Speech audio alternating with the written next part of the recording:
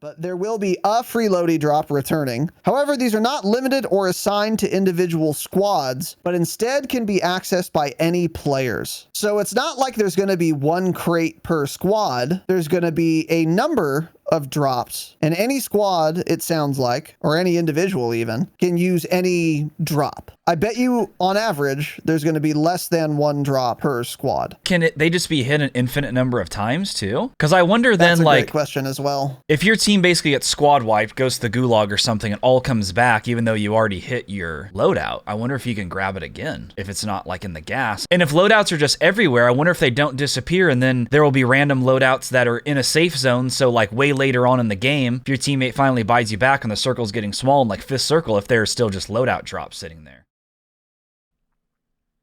Activision devs do not play their own game. It's not your dad doesn't support you. You should know, you worked at a coffee shop, you stupid bitch. My name is Casey, and absolutely not fucking Tanner, because my parents don't hate me that much. Hey, did they have just 8 patches lined up, but they just didn't release them because they were on break? No, you moron kids. Then we'll of course get into it. Change your fucking name and get scammed. He's feeling under the weather. I probably won't say another word until Stay Humble, so have a good pod, Raz. I'll be here listening. Got it.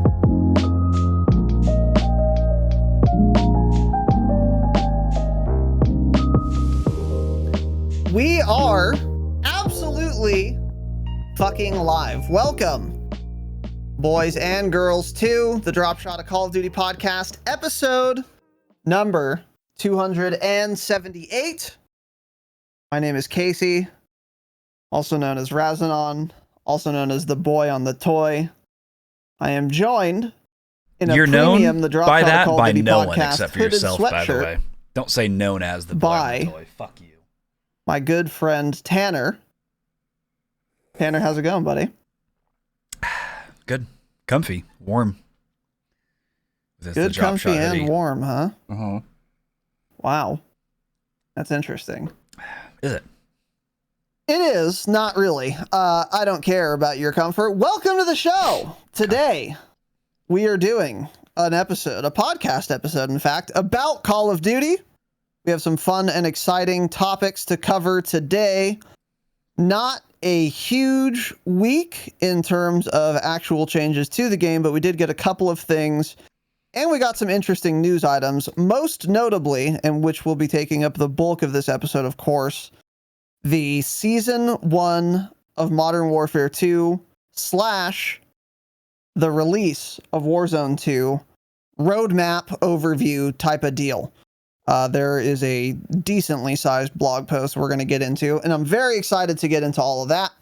Obviously, of course, well, for those of you who don't know, there was a DMZ reveal that happened in Los Angeles, California. Luckily, they had electricity yesterday, where a bunch of streamers flew out to iDub Studios, I guess, and played some DMZ, unveiled it. And then they played some Warzone 2 as well. And we got to see a basically a release version of what Warzone's going to look like. So what you saw, Warzone, was basically going to be the same shit we're all going to get. Yeah, I think so. Which was something we had mentioned, by the way, with the initial COD Next reveal of Warzone 2.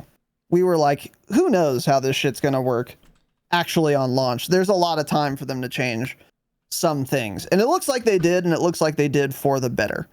So we will be talking in detail about our thoughts and impressions on DMZ and on Warzone 2, how it played on Saturday, because honestly, we're not going to have too much to say on DMZ on Saturday. There is not very much there to get into. We have a couple of thoughts. It will take some time to get through, but we also have a couple of thoughts and things we'd like to get into regarding the changes we've seen to Warzone 2 from COD Next to yesterday. So we're going to kind of roll those two eps into one, basically going over all the gameplay we saw from yesterday from all those streamers, that event. So if you saw the DMZ thing and you're like, holy shit, I don't care anymore because it looked so bad, I get it, but we'll be going over that plus Warzone 2.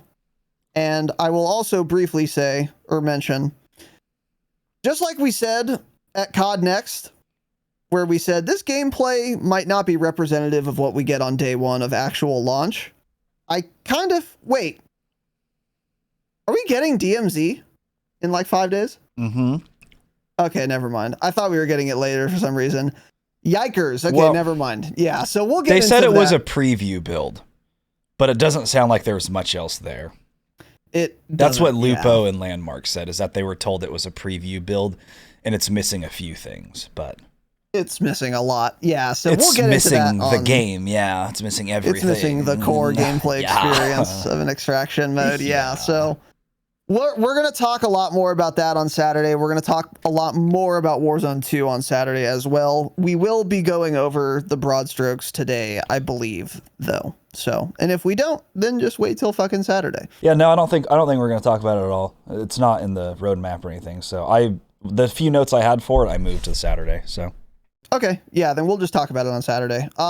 In terms of Warzone 2, there were a couple changes. The biggest one is that a free loadout dropped in Third Circle. So it came with all your perks and everything. We'll get into it on Saturday. So before we get started here, a couple announcements. Welcome to our new gold patrons. We got a lot of new patrons, and this is the kind of shit I like to see. Zach S, Big Dilly Style, Michael M. That's I was thinking that was your Michael, course. Dude. I was like, dude, Michael listens to the pod. He doesn't. Oh, Fuck that's Michael. close. That's actually I started close. reading. That's I thought funny. it was him. Yeah. Yeah. No, you're under the impression he's a good friend. I was the best man at his wedding, but God forbid he support the program. No, of course it isn't him. So anyway, Clayton H, Mr. Jam 11, our new gold patrons. Welcome, boys. Very much appreciate it. Stop uploading avatars on Patreon. You are cringe. Welcome to our new platinum patron as well. Tanner got big pee-pee. Okay. This is fake news name. You are fake news. Is it? You think? Patreon's a free speech platform, so they're gonna let you keep that name. So thank you, buddy. Welcome aboard, our new platinum patron. You're a better person than all of our new gold patrons, obviously, and we appreciate that. And even a better person than you, group of people than you, our new Damascus patrons, Travis B and Alex W. Boys. Damascus Chads. Good time, too, which we'll get into in a second. Too good. Welcome, you absolute fucking kings. Travis is a king, dude. Joining at Damascus and then donating at $20 on stream today. We need more people like Travis. Huh? Yeah, more people like Travis, absolutely. More fucking idiots like Travis, yeah. That's the kind of an shit oil prince, we like man. to see. Keep it coming, Travis. Come, bud. Yeah. He's in Dubai, yeah. Anyway. Thank you, buddy. And Alex, thank you as well. And all of our new patrons, thank you. Also, we got another new patron, an annual, getting a discount by going annual, which you can all do, or upgrade, or transfer, or whatever. You save like a decent amount. It's like 16% or something. The max we were allowed to discount annual patrons. Dalton B, change Dalton. Welcome, buddy. Our new annual gold patron. Locking it in for a year. That's the shit I like to see. So, to all of our new patrons, thank you very much. Patreon.com/thedropshot. 5 bonus eps, excuse me, per month. We do monthly hangouts and more. We'll get into that a little bit in a second. Also, welcome to our new YouTube members, friends of the pod. Riley Burke, Joel Pritchard, Young Pritch, Dirty Dan, State of Mind Neb. Let's just go by Neb from now on. Thanks in advance. Todd Styles, Monaco, and Cox, aka Ox, disgusting Protestant dog, spit gif. Welcome, members of the pod. If you want to support the show a little extra, you become a YouTube member for benefits in the future, and some now that you can read about by going to our YouTube channel and then joining and then looking at your benefits, but don't read them before you obviously insert your debit card.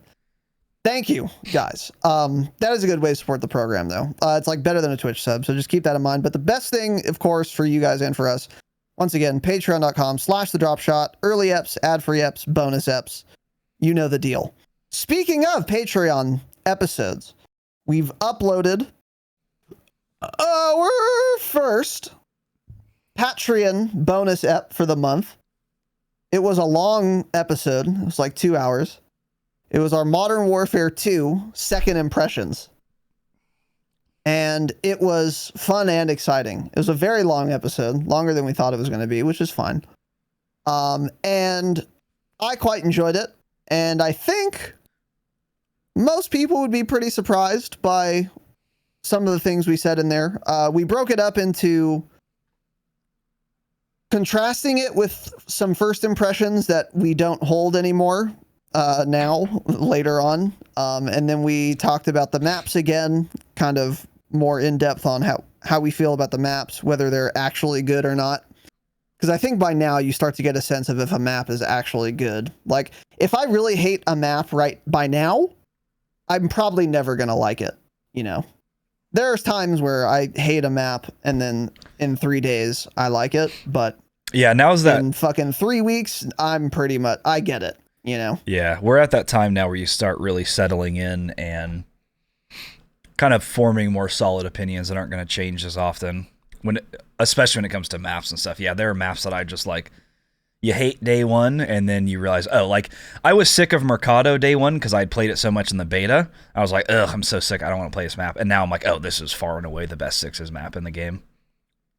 You start getting those, opinions down, and those are the ones that are going to stick. Yeah, for sure. And then a decent chunk of the last Patreon episode was talking about myself on the controller, also known as the toy. I am the boy on the toy, which is of course the boy on the controller. And for those of you who've been listening for a while, and maybe we should make this more clear if you're a new listener. We've been getting a lot of fucking new listens lately, and thanks, pigs. Smashing records. Number one in Saint Riqueño or whatever, that country. So shout out to the one guy with an internet connection over there, a sat phone that he watches fucking YouTube live streams through, and listens to podcasts through, of course. But anyway, we play on keyboard and mouse. We've been playing on keyboard and mouse. We're primarily keyboard and mouse players, but I've had that toy. I had originally bought it for like single player games to fuck around with, plug into the old tower, the old box, the old fun box. And I was like, one night I was like, I'm bored. I'm going to try controller for some multiplayer, because it's multiplayer and I don't care if I do worse than I normally would or die anyway. It's like, I'm doing camo grind. Big part of that is leveling guns. And I'd like to try some controller, different new challenge. And so I've been doing that for a while now. I've been playing mostly controller for the past like 4 days. Yeah. I really only need to go to keyboard and mouse if I'm trying to do like sniper long shots. Like, I'm on marksman rifles now. Once I start doing platinum, I think I'm just going to have to cringe play keyboard and mouse, and it'll just go 5 times faster. It's just so much easier for me. But we started that episode out. I was talking a lot about the toy, and some misconceptions and shit we had. So you guys can go listen to that, but I will add one thing. I will repeat one thing I said there, which is that eventually, I'm now almost certain, we will be doing an episode comparing the controller input device experience to the keyboard and mouse input device experience in multiplayer and in Warzone, from the perspective of at least myself, who will by then have played enough keyboard and mouse, obviously, and a decent enough amount of controller to have a decent enough opinion and knowledge base to compare and contrast those two input methods. Because for the tryhards on both ends, or excuse me, in both camps on the TL, there's always an underlying discourse about Call of Duty, which is the input debate. Mm-hmm. So some people think aim assist is too overpowered. Some people think keyboard and mouse is too overpowered. No one's in the middle. And usually the hottest takes are almost always from one person who has never played on the other input method before, or if they have, it was decades ago. And we've been those people. So I was like, you know what? Fuck it. I'm going to play both so that I can say, hey, this, and you can't argue with me about it, because I know I'm a controller user now as well. So I'm very excited to do that episode, clear up some of our own misconceptions that we've been talking about that just aren't true, or reaffirm some ideas about controller and aim assist, which we've known to be true since 2020 and before, when we started this podcast. But yeah, anyway, how did you enjoy that little second Imps? Little 2 Imp ep. Almost should have been a Saturday episode. It was so damn long. But yeah, it was a 2 hour. It was like 2 hours on the dot. Yeah, I enjoyed it. I think kind of what I came to is pretty much I'm still enjoying the game, which at this point is really when that phase starts wearing off, where you're in love with it because it's new and you start noticing more and more issues. There's like those things aren't really coming up for me. Like Vanguard at this point, like, which as I said in the Patreon episode, was pretty much already ruined to shotguns, fire, grenades, and riot shields. Oh yeah. And I'm starting to realize that there were a lot of maps on Vanguard launch, but they seemed okay at first. Then I realized, I don't like almost any of them. Kind of the opposite with this, it's like the main issue I have with this game is the time to kill, but it was like, it's an Infinity Ward multiplayer game. I knew the time to kill was going to be fast, so it's not bugging me that much. So there are very few things that have been pissing me off. I'll like joke and say, oh, this game's fucking dog shit. It's not a good game. It's not a fun game, but I don't really mean that. I'm still having a ton of fun with it overall. So, still grinding for those camos, having a blast doing it. Don't know how much I'd be liking it if I was sweating and trying and using meta guns all the time, but it's been a lot of fun. And yeah, I think most of our opinions, for the most part, stayed the same from first impressions, which isn't always the case. A lot of times it's like a drastic, like, okay, yeah, fuck this Vanguard. game. Yeah. Vanguard. Yeah. Vanguard, excellent launch.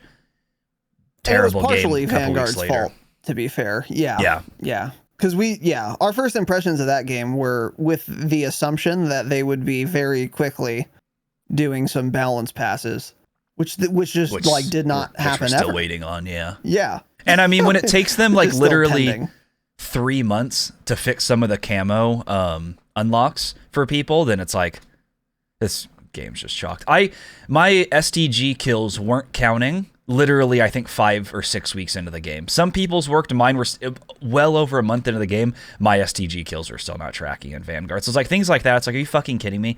That adds on top, pisses me off, even more. Then things about the game start making you mad, and then that's like, cool, and I still can't get kills for the first AR that you unlock. It's not counting. Awesome. But, there are definitely things missing from MW 2, but we've pretty much been confirmed to getting them in Season 1 now. Combat record and all that, so I think that's going to solve a lot of those issues. Yes, which we will be getting into. So, if I, again, we did a 2-hour episode on this, so if that's interesting to you, if you're a patron, you can go listen to it. It's up. And if you're not, once again, patreon.com/thedropshot. But I really enjoyed that ep. Last announcement here before we get into everything. We are doing our Damascus patron hangout at a time. I believe it's Saturday at 6 p.m. Pacific time. And we're going to be doing Modern Warfare 2 multiplayer customs. Ooh, I'm excited. We're going to fuck around. We're going to do a little medley, a little smorgasbord. Yeah, 6. A little fucking eclectic kind of mix up, We're going to fuck around and find out. We'll do some free for all. We won't do search. We'll do some maybe hard point. We'll do some search where you search gamers. We'll do one game of search. I won't be playing at that time. That's fine. We'll do some prisoner rescue. Probably not. That's a joke. But we'll fuck around. We'll do third person. Dude, riot shields only. Free for all riot shields only. We absolutely won't be doing that. No, and okay. I'll edit that out because that's a bridge too far. That's a bridge too far. Don't make that joke. We'll for sure do some free for all snipers only, yeah, and I'll We for might sure get fuck your ass. we might get a strike on our YouTube account if you make jokes like that. Really? You can't say that. Yeah. Yeah, you just can't. Got it. You Got can't it. say that. Okay. So anyway, yeah. That's going to be a lot of fun. I'm very excited for it. And the custom lobbies for multiplayer seem to be working very well based on streamers I've been watching and shit. They've been doing a lot of custom games, and I've never seen them have issues. So that'll be really good. Do we get lobby codes for multiplayer customs? I don't believe so, right? I know there are lobby codes. So not goated. sure how it works though. I don't know if you just you enter a code and join. I don't know. We'll figure it out on Saturday. We'll test it beforehand. Yeah, we'll find out. So anyway, yeah, if you're a Damascus patron, you are welcome to be there. You will be reminded by Discord. If you're in the Discord, the event thing will pop up. So there you go. Other than that, any other announcements, Tanner? I don't believe so. Got it. Come on, man. I wasn't ready for the jingle. You were ready. I was not listening for the jingle. You were? And there it was. There it was, yeah. Caught you off guard, huh?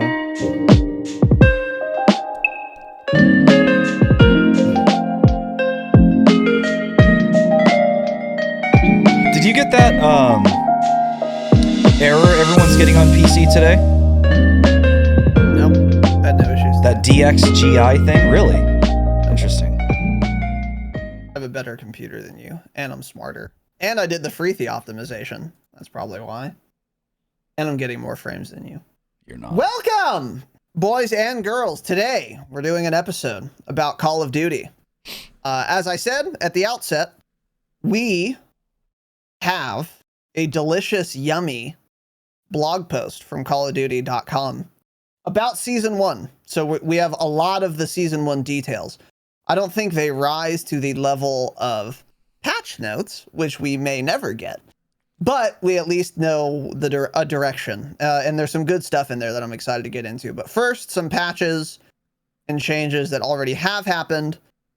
Weapon tuning is back in the game. I think it got added like a day after our episode last week, but that is in the game. One thing I will say is I've been fucking around with it, and I did it particularly for shotgun long shots, and it seems to be fairly impactful. One of the attachments, I think it was probably a stock. Oh, I just lost a sneeze. I'm so annoyed. Oh, that's the worst. Yeah, it's absolutely. I'm about to just lose it. One of the axes was aim walking move speed, and I just cranked that sucker, and I was like, damn, I'm aim walking fairly quickly. So I would encourage you guys to fuck around with weapon tuning, actually, and especially for like a particular challenge. You know, if you're going for long shots, you could just crank your velocity and damage range on barrels and muzzles and shit. And it does seem to be doing a fair bit.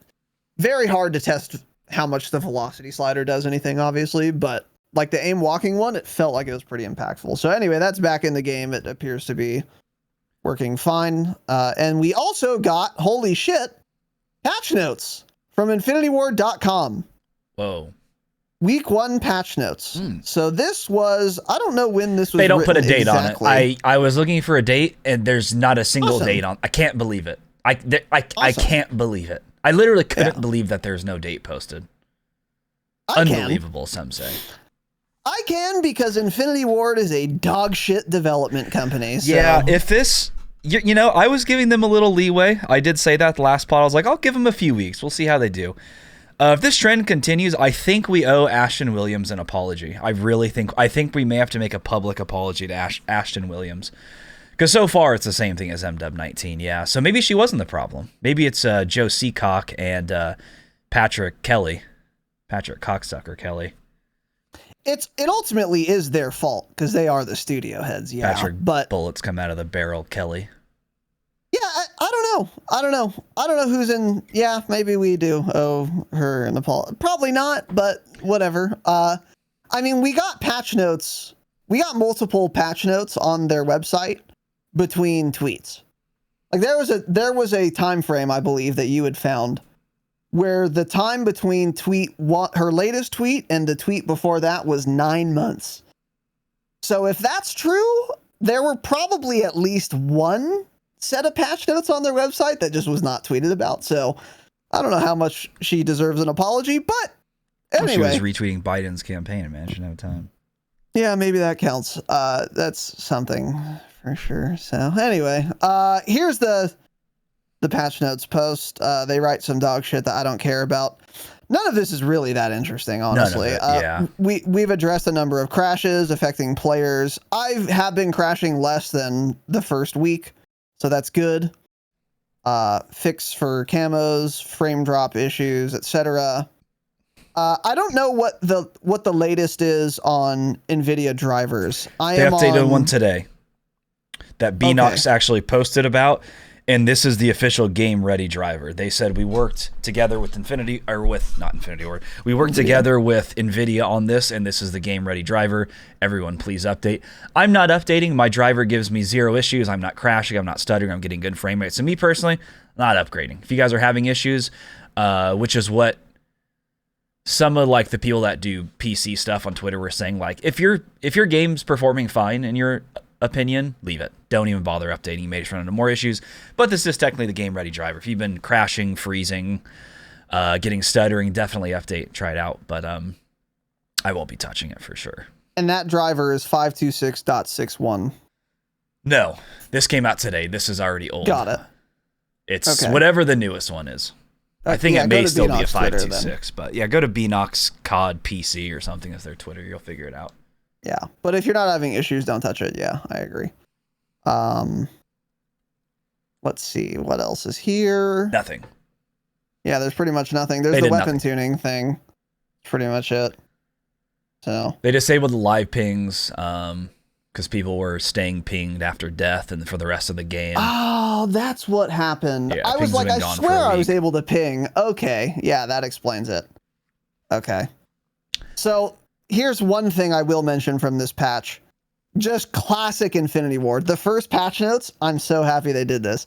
We are aware of the following issues, but have not fixed them yet. They say, and fixes are in the works. Riot Shield provides invincibility against Chopper Gunner and VTOL. This is not even an accurate representation of the bug, by the way. That's not... I don't think this is true. I don't think that's... It definitely is part of it. I think there are other ways to become invincible, though. Because there are people doing... There's a guy in every lobby, and half the lobbies had just started, basically, and people were invincible, I think. So I think the Riot Shield interacts with a VTOL or Chopper Gunner, and then you become invincible through that process. But you could become invincible forever against everything, not just against Chopper Gunners and VTOLs.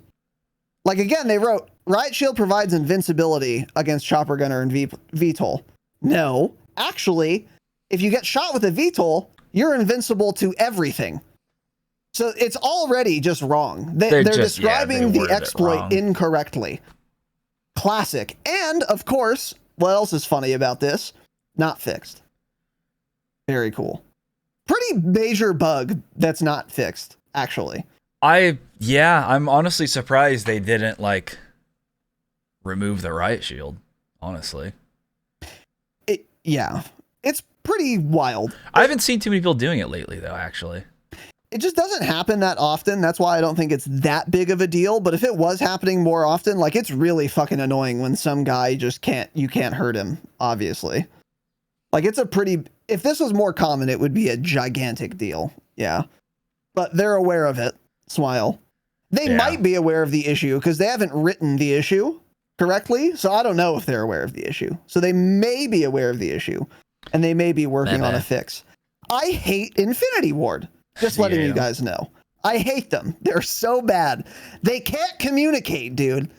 Anyways, then they say we can stay up to date on their Trello board. So this is a set of patch notes that is par for the course for Infinity Ward. We finally got them, and they're fucking trash. So cool. There's one thing That's it for patch notes. Changes already in effect.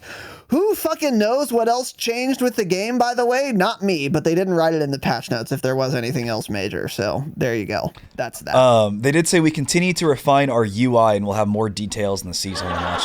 By the way, these whole patch notes were saying we'll have more details in the future, and we'll see if they actually give us those details, because they say that a lot. They said that in the beta to full release. We'll have a bunch more details about the game when it launches. Didn't give us the details. We'll have more details come season 1. Season 1's going to come out. They'll say we'll have more details in the future. Blah, blah. I think they just don't give us any of the details ever. So, yeah. But UI improvements are coming, Infinity Ward's supposedly. not going to give us information. That's just never happening. You guys might have gotten baited into this like we did in 2019. Don't get baited into it again. It's not true. It's wrong. They won't give us more information. They're going to be dog shit at communicating. They're going to be dog shit at writing patch notes forever. If they can't do their first fucking patch note correctly, you think it's going to improve? No, I don't believe it. Not one bit. So the communication will be dog shit for Warzone 2 and for MW 2 for the next, not 1 year, but 2 years. So smile if you're fucking exclusive ace, if you're true game data, if you're JGod, you're very happy, because these are the only people who will provide you somewhat reliable and accurate patch notes and changes about the game. Yeah. But it won't be Infinity Ward, the company who is in charge of doing that. They won't. I just promise you they won't. So anyway, moving on. Now, news and upcoming changes. So getting into more exciting bits, little tidbits here. First of all, Call of Duty did tweet that there was a whole fucking thing about the Vault Edition. If you pre-ordered through Battle.net or Steam, you would not get the 10 hours of double weapon XP tokens. You would have to do it specifically in game to get the tokens. This is retarded, of course, but it was the way it was. They have now given those to everyone who pre-ordered Vault Edition. And unfortunately, at least for Tanner and I, we did not get a little double dip. Yeah. We had gotten our 10 hours originally because we pre-ordered it in game. We did not get 10 more. But Tanner said he saw someone tweeting that they got 10 more. I saw one guy on Twitter say that they got an extra. Him. So he was either just lying or, I don't know, maybe he did actually get 10. It's not that hard to believe if they messed up for like one person or so, but yeah. Pretty annoying. I would have loved to have double for reading, you know? Yeah.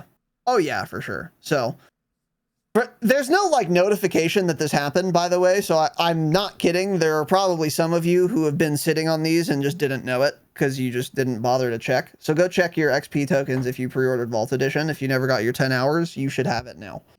And go listen to our last episode for tips on how to use those effectively. So anyway. Another nice little tweet here. We'll be increasing the speed of the Orion camo to animate a bit faster in a future update. How close are you to unlocking it? So not close. Not close at all. This is something that I think Joel, friend of the pod, one of the art guys, Joel Emsley. over at Joel Emsley. Is he a Call of Duty art guy or an iDub art guy? He's an iDub art guy, but he's a friend of the pod for sure. He's an absolute friend of the pod. None of Infinity Ward's problems are the art department's fault. So the art looks fine. It looks good. So anyway, yeah. Joel's a friend of the pod, of course. But yeah, he tweeted this before this tweet. He said, yeah, we're going to speed up Orion camo animation. So it is animated. It just moves super fucking slow. Yeah. By the time any of you unlock Orion, it will have been sped up by then. Maybe. This is iDub, so maybe not. It's probably come season 1. Yeah. That's a welcome change, though, I think. Welcome. Yeah. They did attach a little video to it. I'll say this.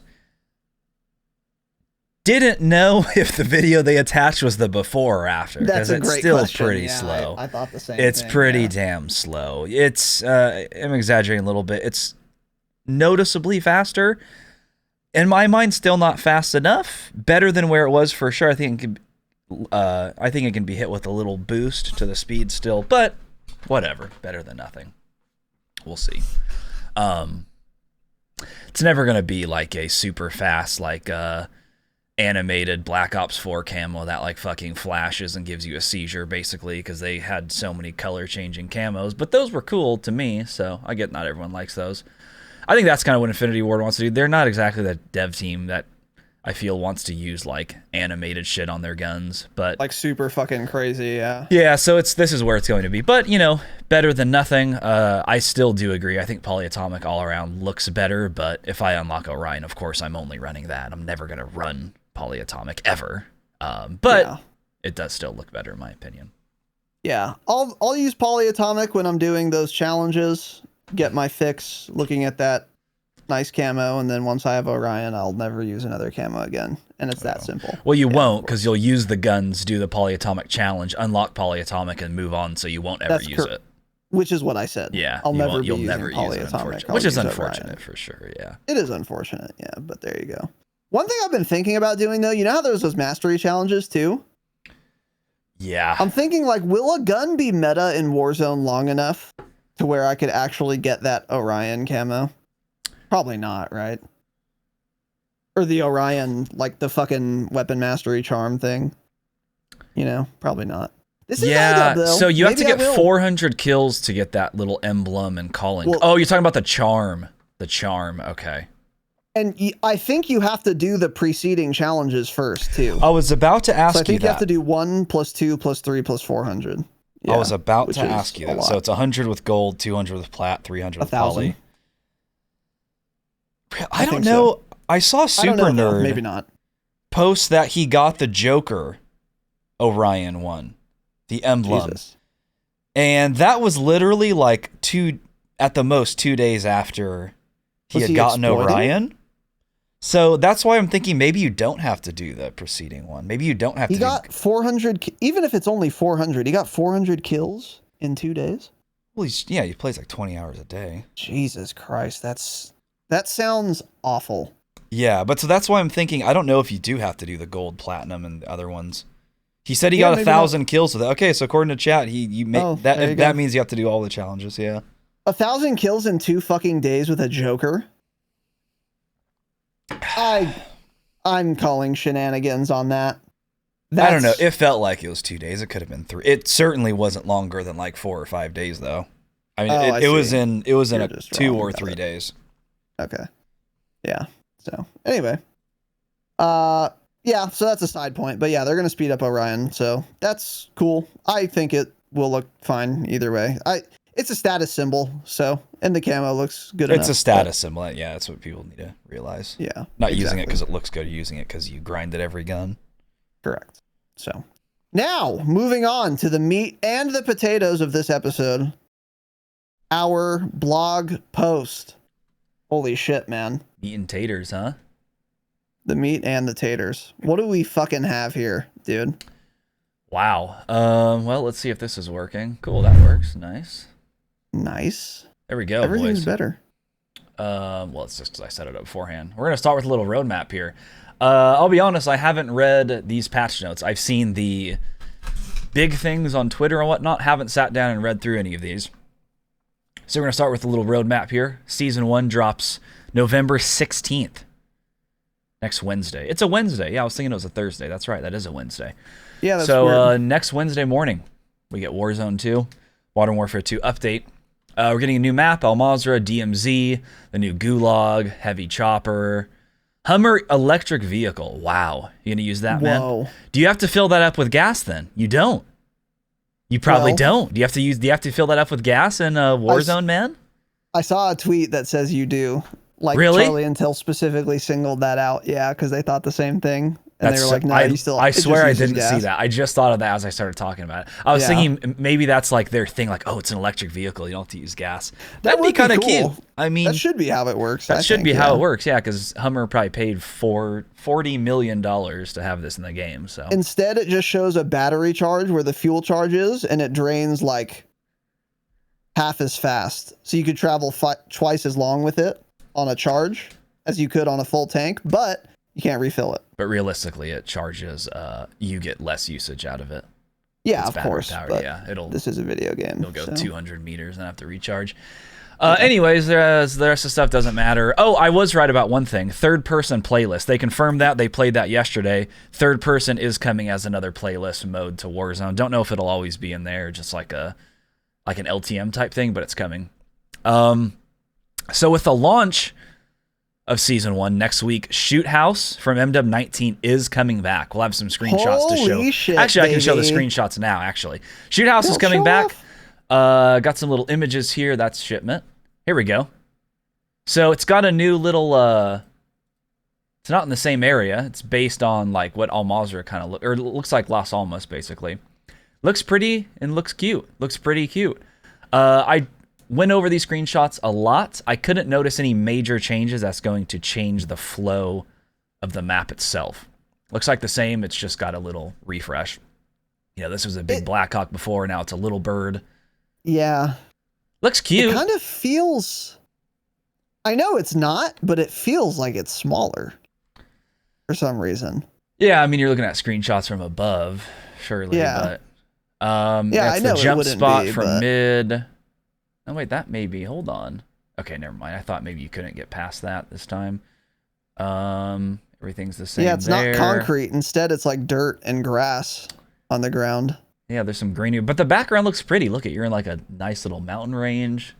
Some nice trees there. Unfortunately, on the fucking car lane, that fucking shade is exactly in the same spot where it was in MW 2019.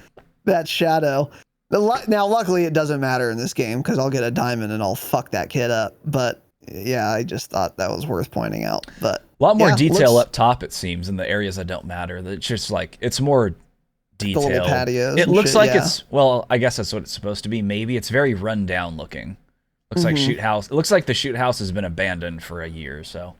That's correct. But yeah, so that's cool. That's coming back. It looks cool. One thing I will add as well is that every single thing looks identical to MW 2019 in terms of function. Yeah, and like, you know the way things are angled. Yeah, exactly. Yeah, everything looks like it will function literally identically. The C cans are the same size in the same spot. Everything is the same height. Even the broken down cars, because they've done not that before. They've remade maps and fucked them up, like Shipment MW 2019, the worst iteration of Shipment of all time, because you can spawn in a corner and then shoot into another spawn corner. It was completely retarded, and that is not how original Shipment worked. And I'm sure they've done it in other cases, but it does not look like that's the case here, which is great because Shoot House is a great fucking map. So don't change it. One thing, just by the way, make it look different. Yeah. This is going to help a lot with long shots. That's what people use Shoot House for a ton in the Damascus camo grind in 19. Mount up mid, either lane. There's a wall that looks all the way down mid. That's a long spot. It's probably 45 meters or so above long shot range for I think all guns. I don't remember if snipers were a long shot at that mid lane, but ARs like SMGs, LMGs surely will be. So when there's a Shoot House 24/7 playlist, it's going to make it very easy to do long shots and sixes. And there will be a 24/7 playlist of this, of course. Yeah, which is going to be just so fantastic. I'm so excited. It'll be interesting to play, yeah. Yeah. And then later in season, we're getting Shipment. I guess probably in Season Reloaded. Here's an image of it. Now, looks like they reverted it back to classic Shipment. You can tell here, this C-can is angled. Over here, that C-can is angled. So no more looking directly down lanes. Sorry, I got a pistachio in my throat. No more looking directly down the lanes and, fucking some other kid's ass who just spawned in. Also, so I know in Vanguard you can get on top of all the middle C-cans. In 19, couldn't you still jump on the top somewhere at mid? Wasn't there something you could get on? You could get on top of all the C-cans with a lot of effort in MW 2019. The top one, the top C-can, is double stacked. I believe in 19 that was single stacked, and you can jump on top of that and then jump to the middle one, couldn't you? You would jump inside of one of the C-cans in 19, and then from there, you would like sprint and jump on top of an adjacent one, and then you could just hop to all the roofs of them. Okay. Or most of them. So it doesn't look like this iteration has any verticality at all. I don't think you can get on top. Every single C-can I see is at least double stacked or triple stacked. So I don't think we're going to see that at all. One of the ones that's out of frame might be open where you could jump into it. And then you would be able to get on top of the double stacked ones, not the triple stacked ones though. And yeah, so it's interesting. I don't know how that's going to work. That's a good question. Yeah. One thing I'll say though, I don't think it matters that much because every time someone did that in MW 2019, their average lifespan from that point was 3 seconds. Like you're always dead. That's Like, I remember people doing it, and it was like you could get a very cheap, easy kill up there because no one's looking. But as soon as someone sees you, you're as soon as they watch the kill completely cam, fucked. you're dead. Yeah. Yeah, exactly. So Another thought I had that is was a good observation. in 19, you could get Joker double kills at B flag easily. You'd spawn on the left side over here by the forklift. Fuck. I don't know if you can do that anymore because this is double and triple stack. Before, one of the C cans was, I thought, only single stacked. Pretty sure those ones mid, it was a single stack, and you could aim Above it, past it at a C can behind it that was a double stack, and you could get double kills with the Joker that way. Looks like you won't be able to get that angle anymore because this C can will be too close. Maybe you can do it up here on this triple stack, kind of in the middle of the screen, the triple stack of blues, but I don't know, because that made the Joker a lot easier to do in 19. Yeah. But so far the Joker's been easy. Double kills for Polly will be the last thing we have to do. We already got him platinum. yeah. So I don't think it'll be a big issue, but if anything, it'll actually make the map play a lot better, honestly, because people were spamming Jokers like crazy in MW. I know. Yeah, I know. Yeah, that's So- a good question. I don't know. It looks like from the screenshot, if I'm in the leftmost corner, I'd be able to find an angle on mid. But I don't know if that's true, and I also don't know if the distance would be enough. But it looks like it would be.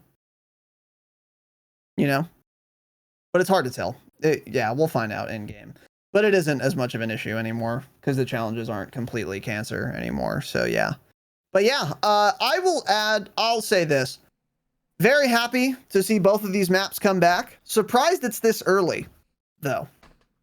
I mean, this is real fucking early that they're releasing two absolute banger fan favorites.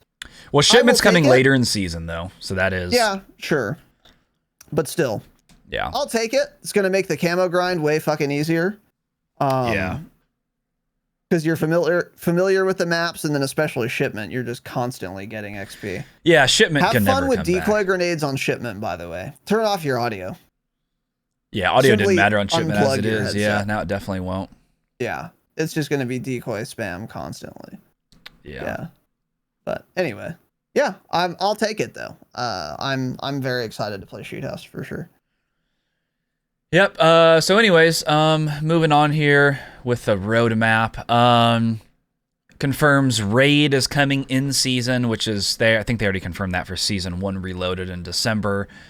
Is a raid for Spec Ops. It also says co-op mission High Ground. So I guess that's just another type of Spec Ops mission, whereas Raid is continuing the campaign, basically. This looks, though, like you're in a chopper, or like you're in an AC-130 in this co-op one. That actually could be fun. That could be what we're talking about with the campaign, where one person's on the ground, one person's in an AC-130. It is called High Ground as well, so probably, yeah. Then next up here, Battle Pass. We got a new Battle Pass system. Doesn't explain it. There were rumors going around. People were talking about it's like a Fortnite-style Battle Pass system, and we said we don't know what that means. I don't know what haven't that played means, Fortnite. yeah. I think it basically meant it's almost like you get to choose your rewards more or something, like choose which ones you unlock instead of just going in a linear. I don't know. I don't remember if that was the case. Someone in chat knew, though, last time we talked about it. So if they're here, let us know. But anyway, some sort of new Battle Pass system. We'll find out next week. A couple new guns, the Bass P and the Victus XMR. So the Victus is a long-range bolt-action rifle. It looks like the Tundra, Cold War Tundra. It does look like that. And the Bass P SMG looks like something. Is that like an MPX? MPX? It looks like an MPX from Tarkov. I called it. Yeah, it's like a fancier version of an MP5. It's got like a front rail and everything, built-in rail, collapsible stock. So yeah, we're getting those. Some new operators, don't care. Too. Yeah, so those top ones are in the Battle Pass. The two we just talked about, you unlock through the Battle Pass. And then these ones are coming on launch with the season, I would assume, which is we're getting back the M13, the infamous M13 from MW. So that's cool. No. People will enjoy that. And we're getting the Chimera. Honey Badger. Oh, that's coming in season. So the Honey Badger was in the beta. Took it out for some reason. We're getting it back in season 1 Reloaded, more than likely. Okay, and chat is saying it's a choose your own type of battle pass. Yes. So it's like you choose your unlocks. Don't know if that's really how it's going to be. That's what the leaks and rumors were saying, though, is that it's like a Fortnite style system. So something like that. And then we're getting new bundles and new operators. Don't care. Correct. Yeah. Don't care at all. Yeah. So yeah, we got some things. So pretty cool. Yeah.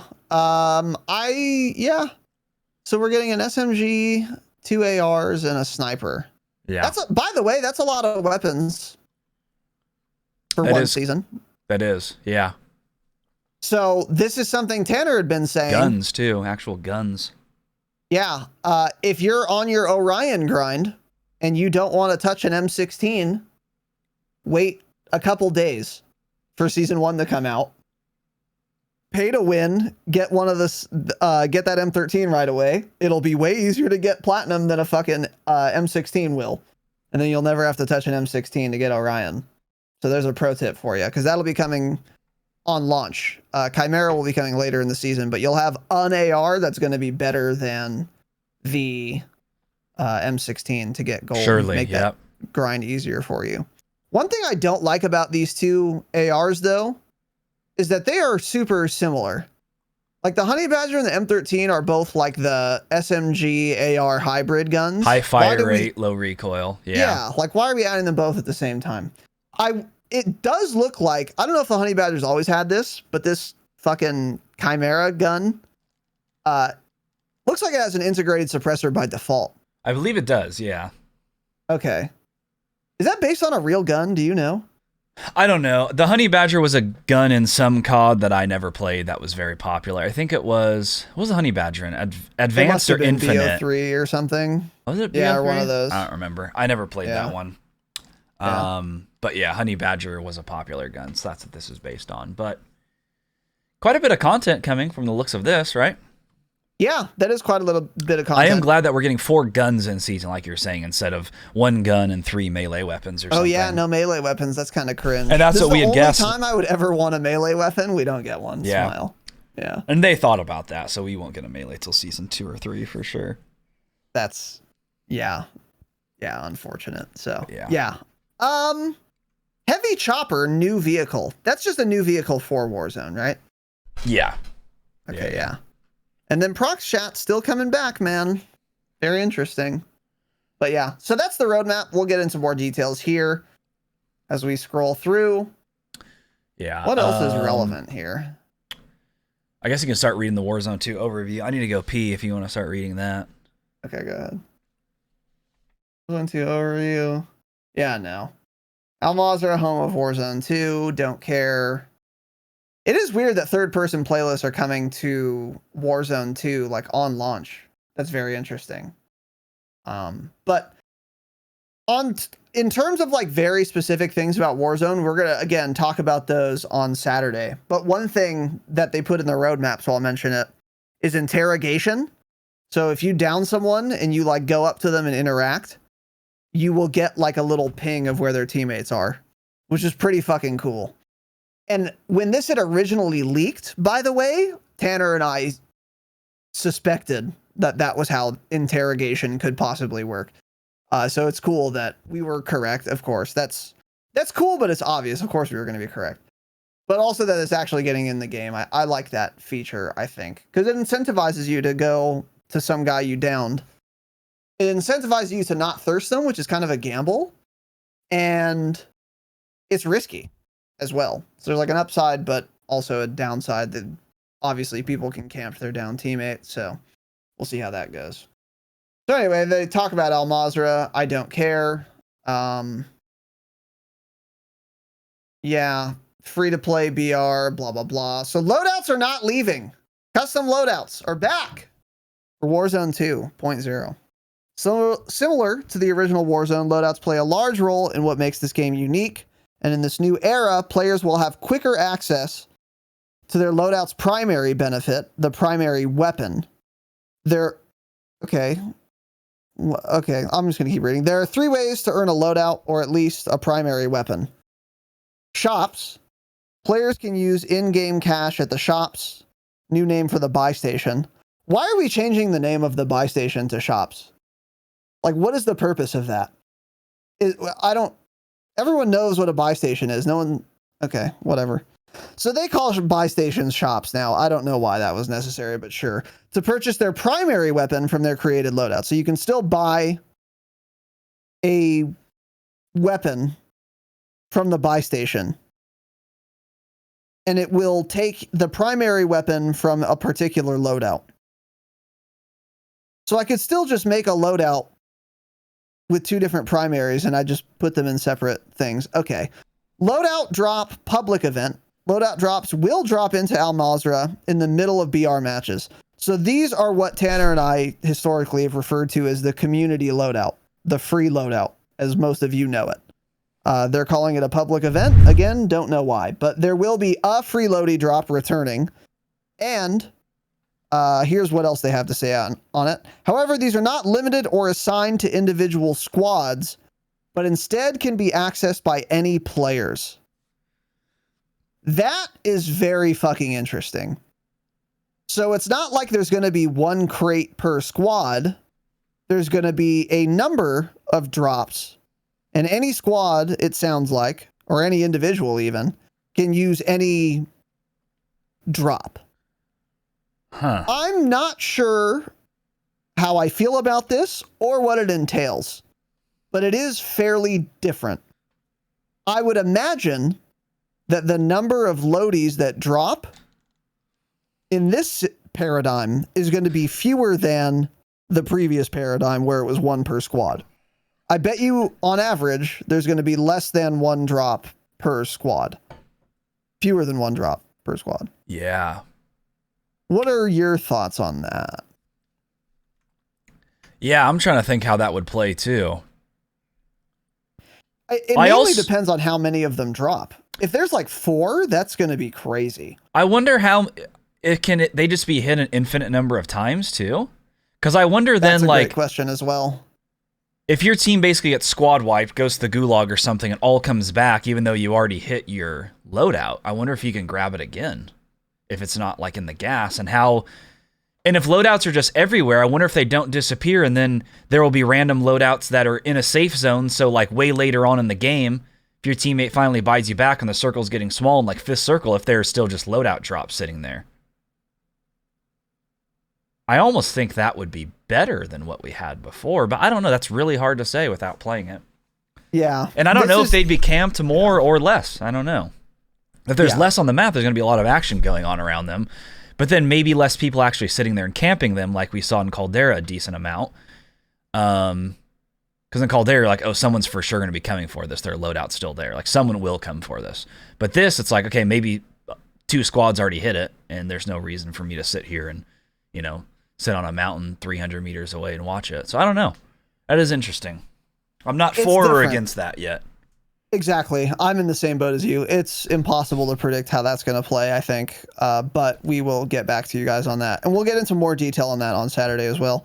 But I will add, unlike buying a primary weapon and getting only that, if you access one of these loadout drops, you get everything. You get both weapons and all 4 perks, equipment, tactical, lethal. You get everything except the field upgrade, I would hope. Yeah. The field upgrade is tied to your custom class, and you get everything else. I don't think. I took screenshots of all of that when they had that pulled up. I don't think there were. Okay. So we'll talk about it on Saturday, but I would find it fucking insane if everyone would just get Deady. But it probably doesn't matter. So anyway, whatever. There you go. And then strongholds and black sites. Players can earn their loadie in the early game as a reward for clearing a stronghold or a black site. Okay. So you can buy a primary weapon from a buy. You can get your loadie from the 3rd circle community drop. Or you can get one at any time by clearing a stronghold or a black site. Okay. Interesting. Huh.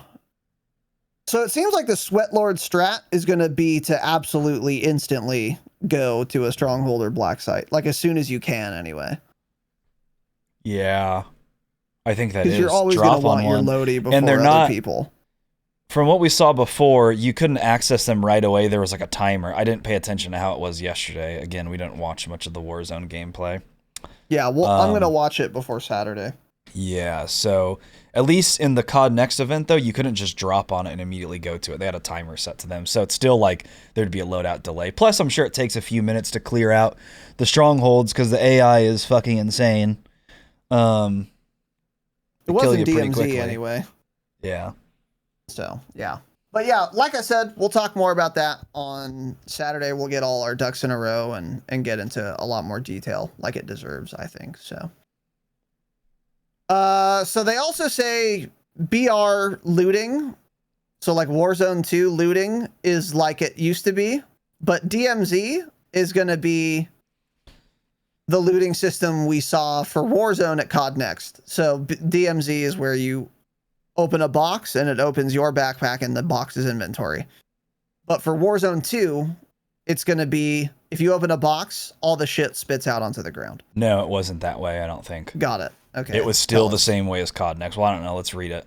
Warzone 2.0 will implement a new backpack system fully integrated for DMZ and streamlined for Battle Royale. Okay, I guess it is throwing out. So there were things that don't throw out then. So what wasn't throwing out? I guess dead bodies? Were you watching, are you thinking of DMZ or? No, I was Warzone? Watching Huskers as we were playing yesterday when he was playing Warzone. And for sure when there were dead bodies, you had to go over and like open their backpack to get some of their items. So it's like a mix of both of them. There is still like an annoying dog shit inventory system where you have to open things. Everything doesn't always spill out, but I guess according to this, supply boxes will throw out items to pick up. When a player, here's what it says. In BR, like the previous Warzone, supply boxes will throw out items to pick up, as Tanner just said. When a player interacts with any other loot container, such as a Duffy, med case, etc., they will function with a loot menu. When a player dies, which is the cringe thing. The loot menu is the cringe of what we want to avoid thing. So for anything but a supply box, it's going to be the stupid dogshit menu we saw at COD Next for Warzone. When a player dies, they will drop their primary weapon on the ground and their backpack on the ground, which is going to have everything else the player had in the backpack. And again, that's going to have the cringe dogshit loot menu. So really the only thing that changed from COD Next is that instead of the loot menu being for everything, it's going to be for everything except one particular specific type of lootable container, which is the supply boxes. Now, granted, these are the most common. So that's, if you're going to change one thing, it should be that. But this is still fucking dumb, for sure. And I don't like this system at all. Because if you hot drop, then you just aren't allowed to loot Duffys, medical cases, anything but supply boxes. Or you can and then die in a menu to the other team that hot dropped with you. I don't like this at all. I don't know why they don't just fully revert to the old looting system for all containers. It's dumb that they haven't. Yep, and it's also going to be annoying, by the way, if you play a lot of DMZ and BR, going between the two, opening up a chest in DMZ and it gives you a loot menu, opening it up in Warzone and it spits it out. It's like, why are we not just do the same thing for both of them? Have them just both spit out. Why are we doing it this way, man? It's like added unnecessary weird confusion. But no one will play DMZ, so it doesn't matter. Yeah. Yep. So anyway, defining the new gulag. I don't think we need to go into this. Well, they changed some of this. It's the same as it was, right? No, not exactly. After Next, the new gulag received some changes over the past 2 months. Will still be grounded within a traditional Warzone experience. It'll still be 2v2 environment where randomly paired duos must coordinate to take down their opposition. All players will receive a predefined loadout, blah, blah. So the gulag will also receive a jailer who will appear in the middle of the match to help speed up combat. Defeating the jailer will return all four prisoners back into BR, which offers a dilemma. Do both duos agree to wait and fight this powerful enemy together, or does one get greedy and try to go for the elimination victory? Instead of traditional overtime mechanic, if neither team nor the jailer is eliminated for a brief period of time, all four operators lose. Whoa. I don't know how I feel about this one either. Again, weird. I don't know if I can see too many people teaming up. I really don't. And it all sounds come like back. The jailer is going to have like Juggernaut level health, or maybe like he must be a Armored big boy. boy. Yeah, he must be a thick little boy for sure. Yeah, I didn't see any gameplay, so I don't know. So yeah, my position on this is that they are doubling down on wildly overcomplicating the gulag unnecessarily. It's like the original gulag is fine. I mean, don't let anyone have lethals or tacticals, but besides that, it's fine. And pick better guns. But besides that, it's fine. And have the map be better and let me see people and let me hear footsteps of my opponent, but not people spectating, and don't let spectators ping me. But other than that, it was fine. But then we're just wildly overcomplicating it with the whole 2v2 shit. And now we're overcomplicating it further by introducing this jailer mechanic, which is, it's just dumb. It's silly. It's breaks immersion if you're into that sort of thing. But also, yeah, I don't see people really doing this very often at all. Especially if I pick up like an EBR and I can one tap my enemy player, I know where or dump this whole clip on a jailer and not kill him. Like, I don't know. I could see going for the jailer if I notice the other team's already shooting them and I don't have line of sight on them, and I have like a sniper. I'll be like, okay, I'll just pot shot the jailer safely, and like that's fine with me. But it's just overcomplicated and dumb, and I don't think it's gonna work the way they think it's going to work. They think it's gonna be like this fucking, like the Milgram experiment every time there's a fucking gulag, and there's gonna be all this like 4D chess and people trying to Machiavelli everyone else and shit. It's not. It's gonna, like, people are gonna be retarded and just shoot the first thing they see always, probably. I don't know. I don't like this system. I don't think it's gonna do anything that they think it's gonna do. I think it's just, it's not the end of the world. I just think it's fucking dumb. I don't know. So, but we'll have to play with it. Couple things here that I skipped over. At launch, your primary is going to be a pistol or shotgun. That's what you're getting, by the way. Cringe. Pistol or shotgun, a lethal and a tactical. Second thing, I know what I'm going to do. I know what the strat's going to be, at least for me. It's going to be the old Tarkov strat.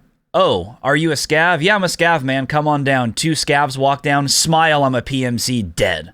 Thanks for the loot. That's what I'm going to do. I'm going to say, yo, you guys want to team up? Smile, let's wait for the jailer to come out. The guy looks away. I put a shotgun shell in the back of the head. See ya. I'm out of the gulag. You know? That's what's going to happen. There's going to be just a bunch of toxicity. So I'm glad we all signed that toxicity report. Opponents? Well, yeah, there's prox chat. Of course. Yeah. That's the only way you'd be able to team up. How else are you supposed to team up if there's no prox? You can't talk to him. By shooting the jailer. Because is that proximity close enough? I'm sure it is, yeah. I was wondering that too. If you could, if there was like a pre-gulag thing where you can like talk before you even get into the gulag too. I wonder. Yeah. Like a pre-game chat or something. Yeah, like a text chat. Yeah. But I don't know. Yeah, we'll see. Again, don't like the idea at all. Unnecessary and dumb. But it is what it is. Maybe lobbies will end up staying alive longer if 4 people are coming back every time. That's true. 2. Yeah, that's true. That is a good point. Help the lobby stay alive. I wonder what we'll see for gulags in these tournaments. I was thinking the same thing. Or people going for hike. So mad. Yeah. There's going to be a point where there is a Warzone customs tournament with money on the line. One pair is going to be like, let's kill the jailer. The other pair is going to agree.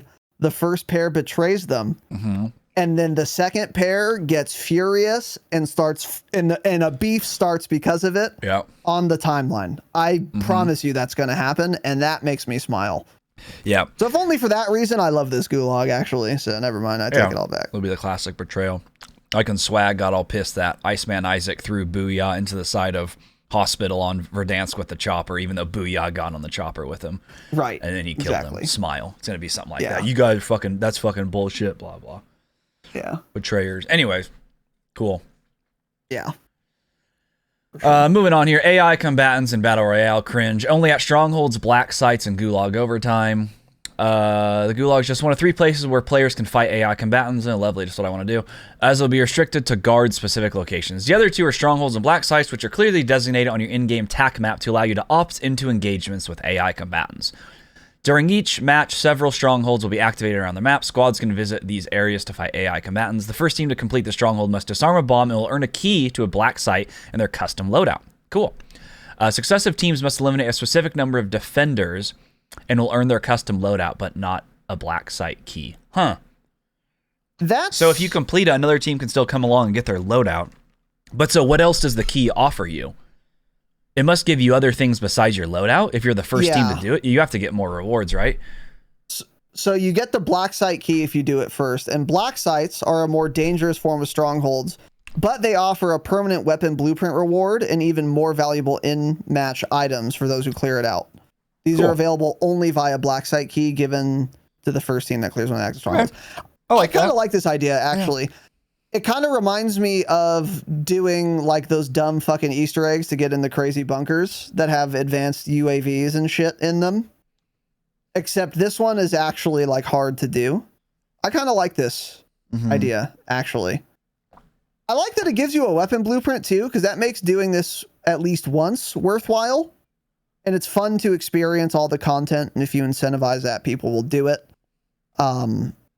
But also, even if people already have the blueprint, if there's like a ton of cash in those, or there's also, you know, like there probably won't be specialists, but advanced UAV or some shit like that. Yeah. In here, that's cool. I like that idea. Hopefully every black site has foresight. Hopefully not, but yeah, I think I like that idea. Yeah. I wonder how dangerous a black site is, by the way. A more dangerous form of strongholds. I hope that they don't have a juggernaut, because if you had ammo, smile, it's all gone. No more ammo left, man. Yeah, I know. It's also funny. Successive teams must eliminate a specific number of defenders, AI, or players, and they will earn their custom loadout at a stronghold. How players would count as more than like 1 point. You know, and I wonder how long this takes too. I guess it would be fine if it takes a while because you're still getting it before the free loadie. But how is playing solos going to work in this game, man? Are they going to like? That's a good question too. Are they going to alter the number or difficulty of AI based on squad modes? They'd have to, or else solos would be miserable. Yeah, you would need to carry like 8 munis with you. Yeah, that would be awful. That's a good point. Huh. That's a good point. That's something to think about for sure. They definitely designed this to be a team battle royale this time, though. Not a lot going on for solos, it seems. Fighting AI and all this shit with the way the gulag is. Yeah, that's true. That is true. They did say, what did they say on all that promo? The number one thing is, the number one something is team. Some dumb tagline they had. You know what's another thing, by the way? If you need 4 people to start a gulag and you're playing solos mid-game, are you just waiting for 20 minutes for 3 other people to die? Yes. Or is like everyone coming back for free in the gulag? That's going to be annoying for solo players. You die first of a batch of 4, for example. You wait literally like 4 minutes and then you lose your gulag. Like that would be really fucking frustrating. Know what they should do? Add in redeploy and extraction tokens day 1. Stop it. No. Ted, you listen and get on that, man. Stop it, man. You can't say that. Ooh, lovely. Raz's favorite. Additional new features. Aquatic combat. New vehicles, fuel mechanic, and more. Wow. Not everything will be different from what we saw at COD Next. Smile, yeah. Circle collapse. There may not be only one safe zone in BR mode. There can be up to 3 circles. We already talked about. Proximity chat. There's prox chat. Assimilation. In squad-based DMZ modes, as well as special Battle Royale playlists, you have the options. You have the choice to join up with the enemy operators and form a larger squad. Oh! Yeah. That's what assimilation meant in the menus yesterday. Yeah. Okay. Wait, did we see anyone actually do this? No, of course not. It only said it in DMZ mode when they played that.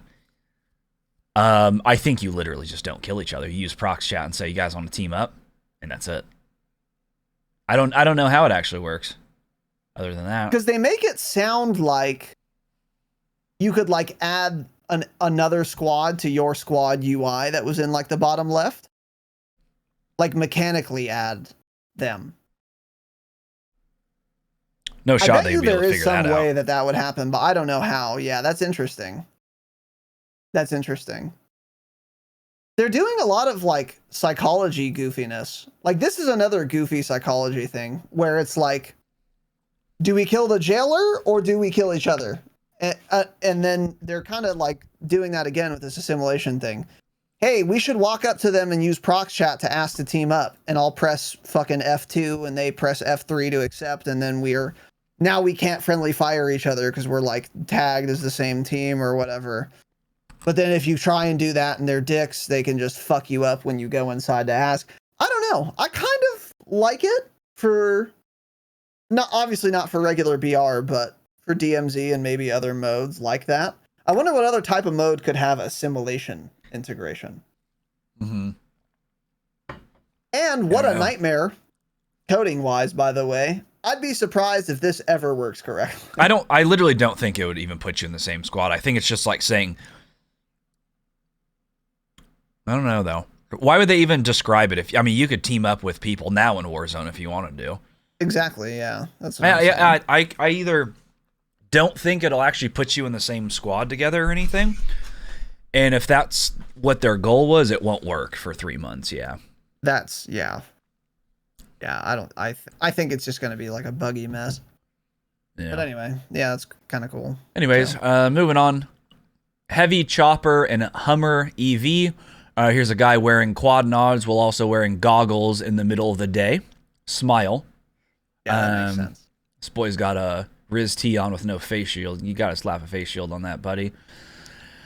By the way, real quick, before we move on here, I know I already talked about this a little bit, the interrogation thing. In squad-based modes, Intel's everything cringe. I regret reading that. Reveal enemy locations by successfully shaking down player-controlled enemies while they are downed. Okay. Does that mean you can't, like, hold F to give up anymore? Because it should. You know what, Tanner? Remember when Myth and Landmark were both down staring at each other and we were laughing at them? I bet you this is why. They removed the ability to like end your life early. So there was still a give up button I saw. Oh, they just both I don't know why they weren't. Maybe they were talking to the people in voice chat. We didn't really have audio on loud. Maybe they were talking. Maybe that's also how the squatting up thing works. Maybe you down someone and then you come up and you can like choose to revive an enemy, basically. Oh yeah, like revive with a different button and then, or yeah, just revive. Just revive. Yeah, something like that. Yeah. Be like, dude, I'm gonna revive you. Don't fucking kill me. Boom, you're dead as soon as I get up. That's possible. I'm a traitor. Tarkov scarred me. I'm a fucking traitor, man. Yeah. I don't make friends. I make enemies. Do you think you'll be able to give up then in regular BR? Yes. I feel like if someone comes up, totally useless. Yeah. I feel like if you start the interrogation, you can't give up, but if you give up before then, obviously. Yeah. But yeah, I'm sure you'll. So this will never be used if that's true. Because I'm never going to just watch some enemy walking up to me and let him. Well, if you're like a squad fighting and your teammates are still alive, you're not just going to give up. Even if a guy's running up to you to like maybe interrogate, you're going to wait there. That's true, like in a building, yeah, sure. I don't know. Yeah. Whatever. I suspect that this will very rarely be used in general. That's my suspicion. Kind of a cute idea. I just don't see it being useful very often, to be honest. So we'll see. Talks about the vehicles. The GMC Hummer EV pickup, a versatile means to quickly cover serious ground with the whole squad in this all-electric super truck. Insert ad. Where's the hashtag ad at the end of that, by the way? Yeah, for sure. There's vehicles. There's too many. No more unlimited fuel sources. All vehicles, yes, including the EV, use fuel over time. Got it. And when it runs out, that vehicle is no longer usable. Got it. Vehicles can be refilled by either gas cans found around the map or gas stations. Gas stations can also repair body damage and tires, thereby restoring the vehicle health. Okay. However, operators can perform flat tire repairs anywhere in the world by interacting with individual tires. And we saw that at COD Next, I believe. What are your thoughts on that? The vehicle damage and how it's repairable and shit. For Warzone specifically. I think I like it. I think I do too. I think I like it. Because it sounds like something that if you've listened to this podcast for a while, we would just shit on and hate because it's like too LARPy. But the thing is that vehicles, again, and I said this earlier on, were really, really, really fucking good in Warzone 1, especially on Verdansk. Only on Verdansk, really. But they were really good on Verdansk. And I think the fact that your tire can blow out, that there's gas, and that you can like repair the tires and shit. I think this makes vehicles just overall worse. The gas station makes them worse, and the fact that you can pop tires makes vehicles worse. Because your Bertha can be at 10% health in Warzone right now, Warzone 1, but it's still going to drive just as quickly. It's going to handle just as well. You're just risking blowing up. Yeah. But it functions exactly the same as if it had 100% health. But in this game, I could just do like a little bit of damage to a vehicle, aim at the left front wheel, and then you're going to be driving significantly slower, and it's significantly more difficult.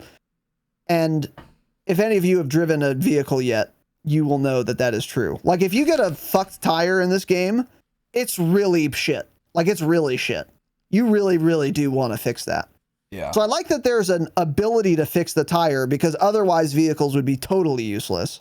But the fact that tires can be blown out in the first place is a good way to balance them and make them not as oppressive, in my view, as they were, and integral to any good game as they were in Warzone 1. Think of any record or any win ever in Warzone 1. I don't think a single game of Warzone 1 has ever been won on Verdansk where a person didn't get in a vehicle. Oh, yeah. Or the final circles being a bunch of Berthas driving around. Yeah, they were just so obviously I'm exaggerating there, but they were just so fucking good. I think they were too good in Warzone 1, and I think all of this shit makes them usable, but not overpowered. So I actually like all of this quite a bit. Yeah. I don't think the fuel is going to end up being relevant.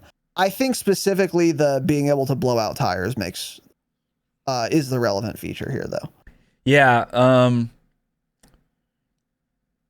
if you're using the vehicle for a long time, I don't think the fuel will be that relevant, because you're not going to drive from you're not going to drive from the top northeast of the map to the southwest and be like, damn, I ran out of fuel. Like, one, you'll either just fuel up, or two, you won't be driving that far ever. So I don't think it'll matter a whole lot. Yeah, I agree. I don't think I'm ever going to fuel up. Unless I'm in a chopper or something and there's only one. I think then fuel would be relevant. But yeah. And none of the vehicles start at 100% fuel. I think they all start at 75%. Yeah. So it looked like that in DMZ, yeah. Here's a cute little screenshot talking about the aquatic combat, which is as it is. Remember, only sidearms, melee weapons, and throwing knives can be used while you're submerged. Yep. Huh. Real quick, sorry. Cute little strat. There's gonna be some funny TikToks of gamers putting fucking prox mines at gas stations. And you will absolutely get kills this way. A lot of them. You know how the strat used to be to put a C4 on a parked helicopter in ground war and just detonate it? These fucking assholes. The new strat is going to be to put a prox mine in a gas station, and you will absolutely get kills. You'll get squad wipes if you do that. Yeah, probably, huh? So just be careful of those. Sit on a ridge 500 meters away with a Joker pre-aimed at the gas station, fire it as they're rolling up to it. That'll be fun. I'm going to use a Joker. Joker main. Yeah, well... Buy Station 2.0. Each buy station contains a unique set of items to purchase in limited quantity, which we knew, including kill streaks, armor plates, and more. You can see these offerings, and you can buy back fallen squad mates. Moving on to DMZ here. There's nothing. That's to say. it. Coming in season, third-person playlist. As announced at Next, Warzone 2 will have third-person playlist. The shift in... Did they announce that at Next? I didn't think they ever announced that. I don't think they did. I don't think they did. But, okay. We kind of knew anyways, it was gonna happen we at some figured point, it was coming. So, yeah. Third-person playlist will be introduced into Battle Royale weekly rotation during Season 1. Yeah, so it'll be like an LTM type thing. Cool. A lot of people really like that, by the way. People at the event yesterday said third person was surprisingly really fun. And it always is fun. It's just less competitive. Yeah, I think people who want a PUBG nostalgia boner will like it a lot. I think that's probably what H1Z1 too. H1Z1 vibes is what it'll give off. Yeah. Yeah, that's cool. I'm glad they're adding it. It seems easy enough to do. Yeah, I've exactly. already coded in third person, so it's cool. I'll never play it, but yeah. I'll play it. When we look ahead to Warzone 2.0, we also want to address our plans for Warzone 1. So access to Warzone continues as normal until Season 1 drops on November 16th, when a short intermission takes place for about a week. So at November 16th, when Season 1 drops, Warzone servers will go completely offline as Vanguard Season 5 concludes. At approximately 10 a.m. that day, so 10 a.m. on the 16th is when Warzone 2 drops as part of Season 1. Raven at that time will be focused on ensuring new Warzone 2.0 free-to-play ecosystem is running effectively. Smile. Okay. Blah, blah. So once the Warzone 2.0 ecosystem is fully stable, after a small development break for Thanksgiving for the developers who observed the U.S. holiday, you don't need to put that in there. I don't care. Warzone is planned to be relaunched as Call of Duty Warzone Caldera as a separate experience. So this will happen on the 28th. So it'll be down for about 12 days. People will be seething. I want to play Caldera. Warzone 2 is fucking awful. Give me Caldera back. Dog shit devs. Fuck you. As a token of our appreciation, those who play Warzone will be gifted a few items to use in Warzone 2.0. Cool. Wait. Does this mean, were the rumors true, Tanner? What? Is this an F in the chat for Rebirth Island and Fortune's Keep? I don't think that's been a rumor. That's been confirmed that they were gone. I didn't know there was confirmation, but yeah, I maybe thought there was confirmation. Maybe they never confirmed it, but in my mind, yeah, we've known Rebirth and Keep were going to be gone like 3 months ago. Yeah. Oh no, F's in the chat for you little piglets. Maybe they did. I don't know. We get mixed up if it's confirmed or a leak at times for things like that. Because we play multiplayer instead of fucking Rebirth Island, so. Yeah. Anyway. So cool. Warzone Caldera is coming back. Don't care. Yeah, sorry. I like that they're doing this, by the way, because this is like an example of them learning from their mistakes, I think. Instead of trying to balance like two things. Instead of trying to do too much at the same time, especially with a launch of fucking Warzone 2, it's going to be a gigantic project. And they're like, all right, we need to fucking chill on pretty much everything else while we do this. Because they're also launching a new season for multiplayer. So they already have a lot with just those two things. I'm glad they're taking Warzone 1 offline for a couple days. Yeah. And I'm also glad that they're waiting until after Thanksgiving. You definitely didn't need to literally explain that. You could have just said it'll come back on the 28th. Yeah. Although we don't approve of the colonization of indigenous peoples, which Thanksgiving seeks to memorialize. Yeah, sure. We will nonetheless be celebrating it. Anyways, whatever. Yeah, I like that they're doing that, and I'm happy for that reason. Yeah. So. And then they talk about Warzone 1 some more. It's all the obvious stuff. You won't get a Modern Warfare 2 Battle Pass within Warzone 1, obviously. Whatever Caldera has now is what it's staying with, and less. You're not getting anything more. Your double XP tokens will not be transferable between Caldera and Warzone 2.0. There you go. So those 40 hours of double weapon XP I have, unfortunately, are never coming to Warzone 2.0 or MW. Rebirth Island and Fortune's Keep will not be present in Warzone Caldera once that becomes available to play. For those fans of small Battle Royale maps, expect exciting developments in Warzone 2.0 during future seasons.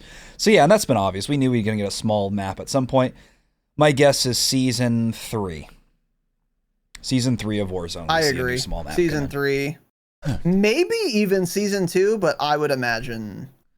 Well, maybe Season 2, actually. Yeah. But I would say Season 3 maybe is a safe bet, too. So, by the way, they have, in fact, written here, Rebirth Island and Fortune's Keep will not be present when Caldera becomes available to play. Yeah. So those are going away forever. Gone. See ya. This is something we had talked about when Fortune's Keep came out, that we were like, it's a little weird to develop a whole map and then not even keep it for like a year. Yeah. But they did. I guess that's what they did. That's exactly what they did, yeah. They put a lot of work into it, too. They did. I swear to God, I feel like it just came out. We're so old. When did it come out? Weird. April, May? Something like that. Not too long ago for how detailed the map was, especially. I mean, way more detail was in that map than like Rebirth. And yeah, we didn't even see it. We saw it for 6 months. In its prime, 4 months or so. Yeah. Interesting. But anyway, there you go. Yeah. We'll be getting the little baby maps for Warzone 2. Honestly, if I'm like a Rebirth main, this feels shitty because I won't have a small map to play for a couple months. But overall, this is way better than the small map staying on fucking Warzone 1 and not coming over. Like, I'm very, very, very curious to see what they do with the Rebirth Island analog for Warzone 2. But that should be fun and exciting. What map it'll be, yeah. Huh. Yeah. What kind of vibe are they going to go for? But yeah, that is it for the Warzone part of this blog post. Guys, if you're listening to this podcast, you probably enjoy Warzone, and you're excited for Warzone 2 that's releasing next week. And we know a lot of you guys are into fantasy sports. Let's combine those two courtesy of our friends at Kolosseum. Kolosseum is a Warzone fantasy league that takes your popular Warzone streamers, lets you form a team every week of up to 6 streamers while having to remain under a set salary cap. The prices of streamers change weekly, so it's up to you to decide how to build the best possible team. You can all into the Friday freebie contest every week for free. Win up to $150 weekly just by making an account and picking your ultimate Warzone team. It's that easy, guys. The price pool starts at $75 and increases by $5 up to a max of $150 every single week. You earn fantasy points based on your team's kills and wins. The stats of all streamers are updated automatically during the contest. Their wins and kills during that time span will grant you points as you face off against others in the fantasy league. You can track it all live on your Kolosseum account. Here's what you're going to do. And it's the perfect time, guys. Warzone 2 comes out next week. Get on this now. Go to kolosseum.co. That's KOLOSSEUM.co. Use our code DROPSHOT during signup and start winning cash in their Friday freebie league. Signups close at 7 p.m. on Friday. I just set my team for this weekend. You guys should sign up. We'll see how we stack up. If you're having trouble picking your squad, don't worry. Each player's total wins, top 5 finishes, score per minute, and more are listed on the Kolosseum website during team selection. It's going to be interesting early on in Warzone 2 to see who's doing well. It's time to get more from your Warzone streaming. Enter Kolosseum's free fantasy Warzone contest and win when your favorite streamers win. Build your dream squad now at kolosseum.co. All right, so that was it on this blog post for Warzone. Now for Modern Warfare 2. So multiplayer, spec ops, all that shit. A lot of this we've already gone over through the roadmap, so not nearly as many surprises here, although there are a couple. So shoot the ship, as we said, shoot house coming back, shipments coming mid-season, fun and exciting. Warm up for ranked multiplayer with the CDL Mosh Pit. So they're going to have a CDL Mosh Pit on Season 1. However, it will not be ranked yet, but this will be roughly the playlist and the rules and restrictions and all that shit that they will be using once they do release ranked later on in the game's life cycle. So that's cool. Also, you can see a Cold War style operator skin that is fucking dope. It's just a generic CDL skin. In Cold War, they had home and away. So one was like white with black, the other was black with white.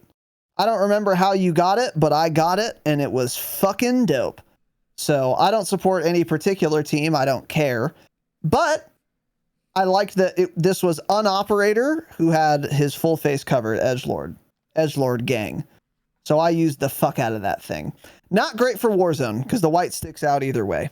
But looks really good. I use it a lot in multiplayer. That's unironically the thing I'm most excited for about all of everything I just said. That's so funny. That's insane. The dog shit looking skin. But well, you didn't have it, so yeah, I did. Of course. It was $9.99. Did you have we bought it. Dark Matter? No, I'm glad I did. Don't brag about getting the Mastery Camo and Black Dark Matter Ops Possessor, Cold War. by the way. So moving on here, Spec Ops. There's going to be a new mission, as we talked about a little bit, that high ground mission. I'm not describing it. I don't care. Don't play Spec Ops. And then they also say Raid Episode 1 is coming mid-season. The fact that they refer to it as an episode is weird to me. It's interesting. But I kind of like it because it is a continuation. These raids are a continuation of the campaign story. So this is going to be trios. At least Episode 1 will be, with a mix of stealth, all-out action, and puzzle-solving objectives. Expect the full overview later. Oh, that's cool. Trios. Okay, good. So you can have some fun with your friends on that raid. But there you go. The progression is tied into Spec Ops stars and shit. So there's one kind of downside of raids, but we'll get into that more as we learn more about it. Obviously, Tier 1, which for those of you who don't remember is now what they're calling Hardcore. They're changing the name of everything. Buy stations are shops now. Hardcore is Tier 1 now. Modern Warfare 2 is Modern Warfare 2 2022 now. Tanks rolling in. So I don't know why they're doing this, but once again, hardcore is coming back with season 1, and there's going to be, playlist for it, whatever. And then combat records are also going to arrive in season 1. More intel to follow. So that's good. You'll be able to see your fucking stats.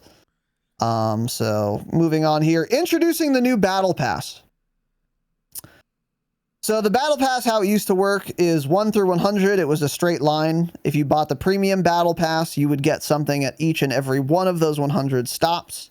If you had the free battle pass, you would get something at every couple levels. So you'd get like something at level 1, then you'd have to level up to level 5 to unlock that. That's like a free thing, whatever. But now they're doing it differently. Instead of a linear stream of tiers, your battle pass takes the form of a multi-sector map. Players will unlock items using earned battle token tier skips across the map, which is themed within the current season. Each map has at least 20 sectors with 5 items in each sector, so it's still a total of 100. Tokens can be used to either unlock adjacent sectors or earn more items within an unlocked sector. So this sounds to me kind of like an Assassin's Creed perk level up system. Skill tree. Yeah, where it's like there's the central node you start at, and then there's like 5. I guess they're saying there are 20 different branches, and then there are 5 steps within the branch. I'm not super clear if that's what they're trying to say, but they also add there's going to be more info on this later on. Obviously, we're going to know how it works once once season 1 comes out. So, yeah. Regardless, I do like this because ultimately, if you play enough to get tier 100, as most of you listening will, then this is effectively going to be the same system. You're still going to get all the things in the battle pass, whether it's a straight line system or a fucking sector system like this. So it doesn't really matter because you're ultimately going to get everything. However, the sector system has the advantage of if there's something you really want, but it was at level 89 in the previous system, you can just speed run it and get it at level 4 instead. And then all the shit you don't really care about, you can deprioritize in your battle pass leveling experience. So I actually quite like this system. And I think it's also going to be a way to unlock the weapons earlier as well. I think so, because the weapons are a part of the battle pass. Yeah, so obviously you're just going to go straight line for the new weapons first.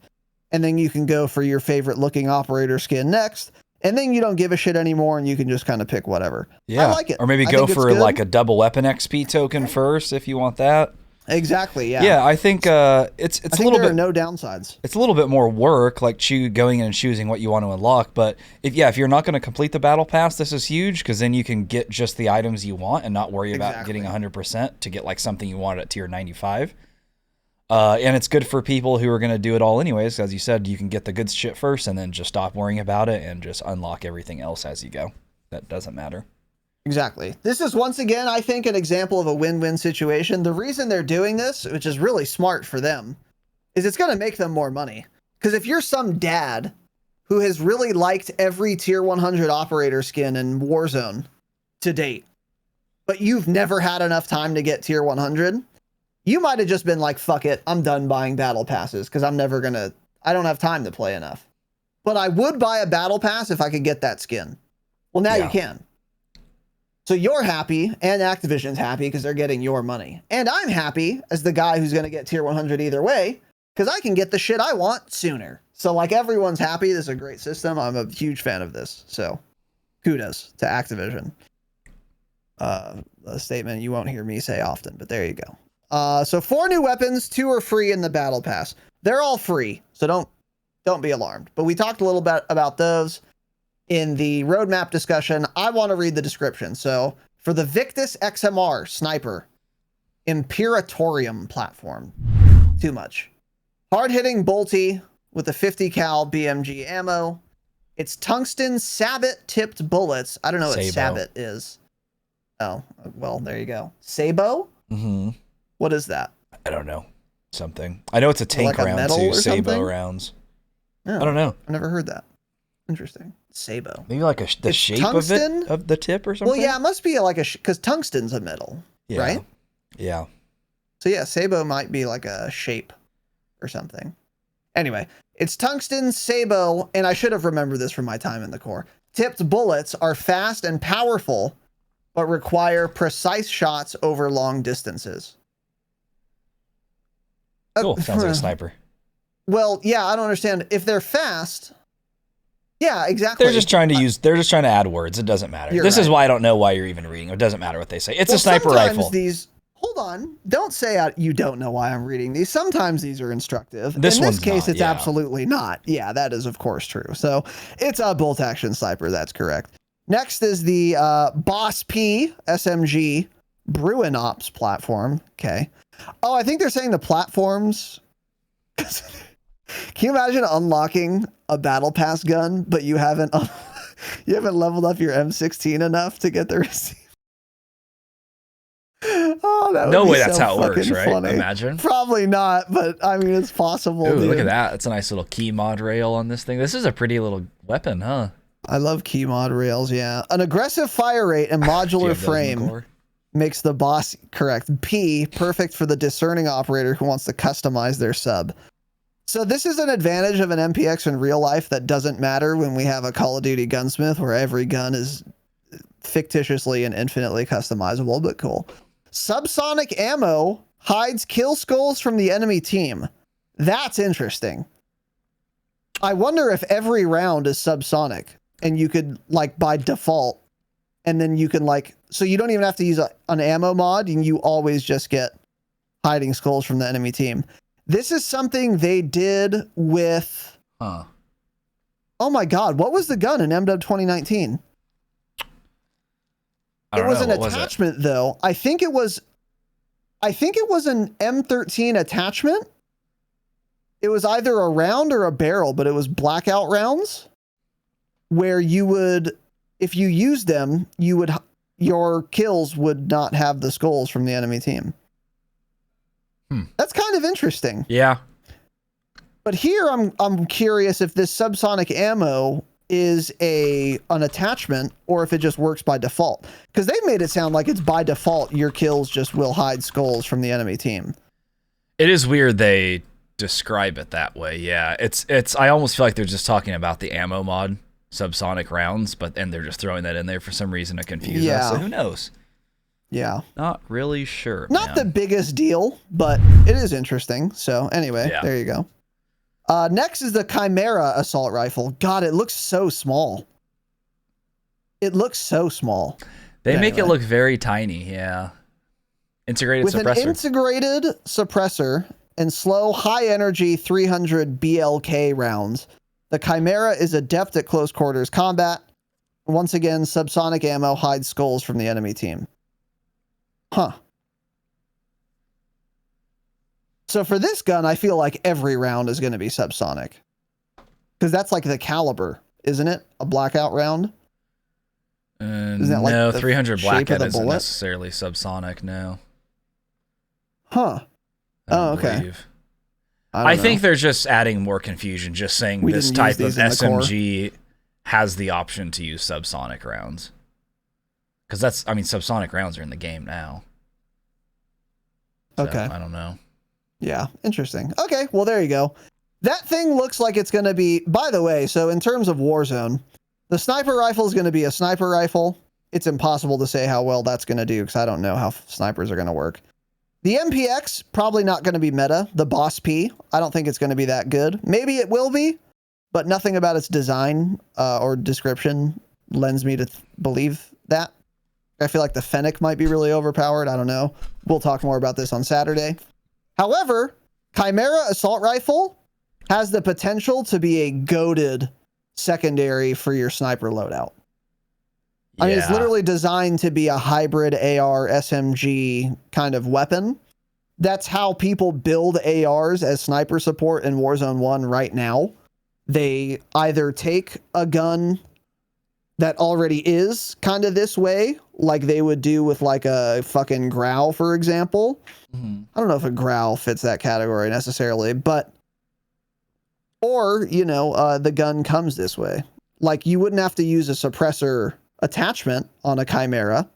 That's really good for a sniper support gun because now I can put stippled grip tape on when I used to not be able to, Yeah, you that's know, true. for example. So, and it's going to have like pretty fast handling by default, which is what you want on an AR that's sniper support, but you want a little more distance than a sub.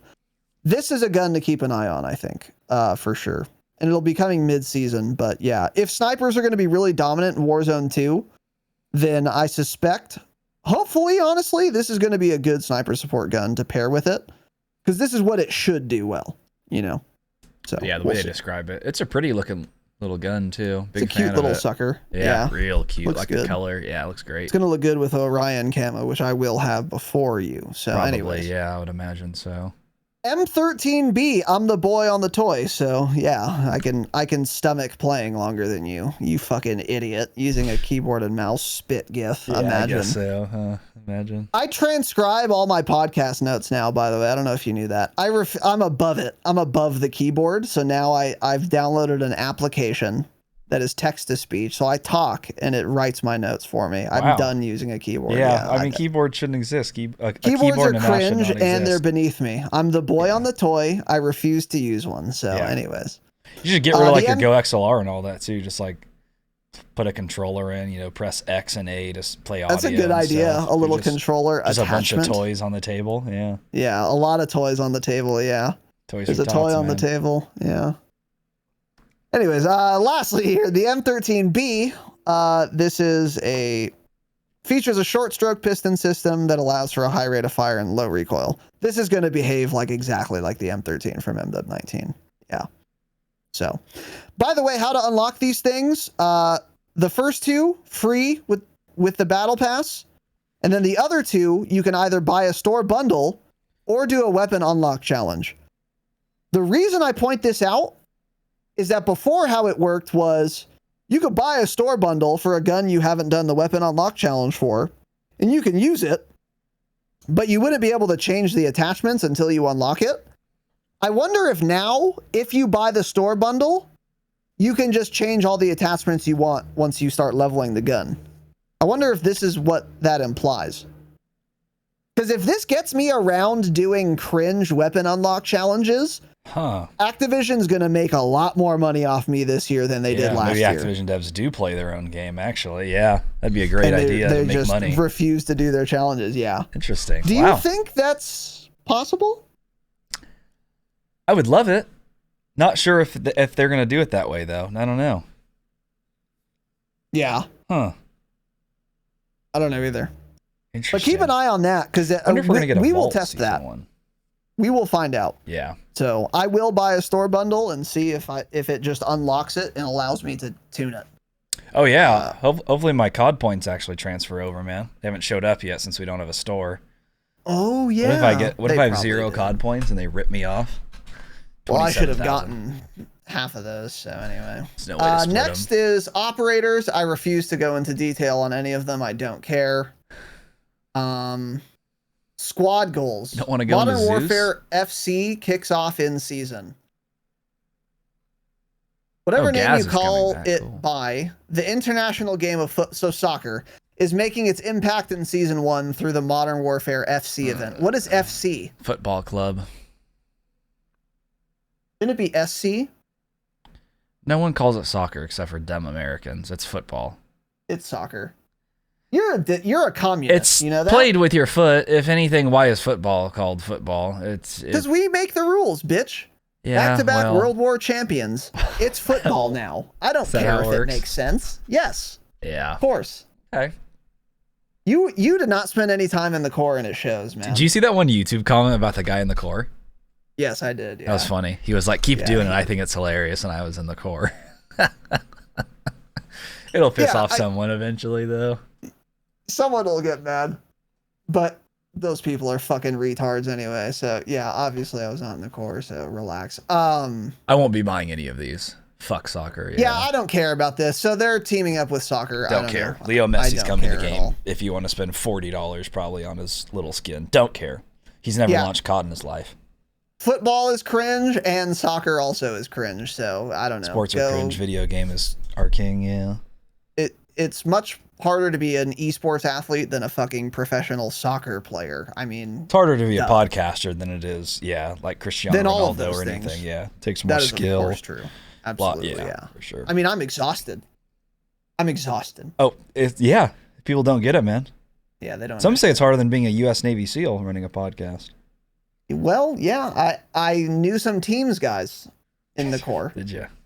And I told them I was going to become a podcaster, and they said, "Boy, I don't think I could hack it." Yeah. Buds was tough, but podcasting, I don't know, man. I don't know if I can do it. So anyway, if you've been a Navy SEAL, by the way, please tell me. It would be very cool if a single Navy SEAL listened to this podcast. Yeah, it'd be cool if we can interview them.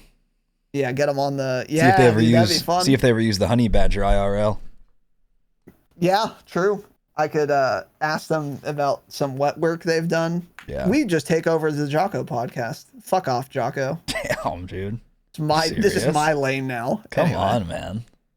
Next is an actually impactful, cool finally. little segment here. Persistent prestige, baby. Seasonal progression revealed. This year, leveling up past rank 55 will allow you to earn a persistent prestige rank across all seasons rather than having it reset at the end of each season. Massive dub, boss man.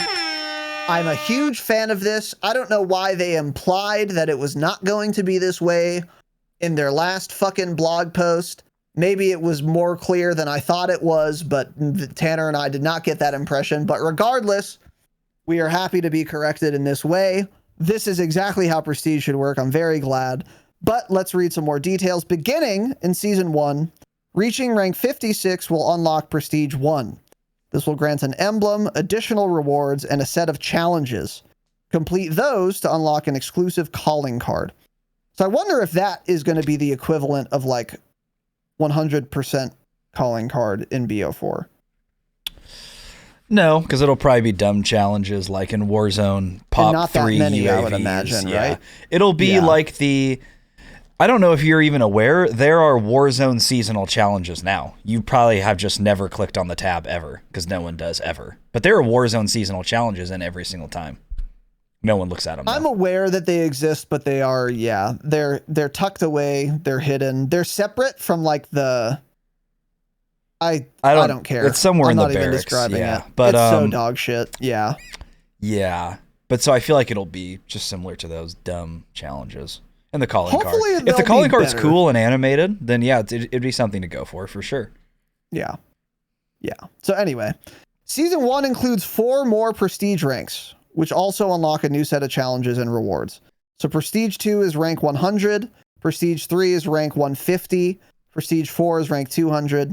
Prestige 5 is unlocked at rank 250 and is the level cap until the end of Season 1. I don't have that much of an issue with this.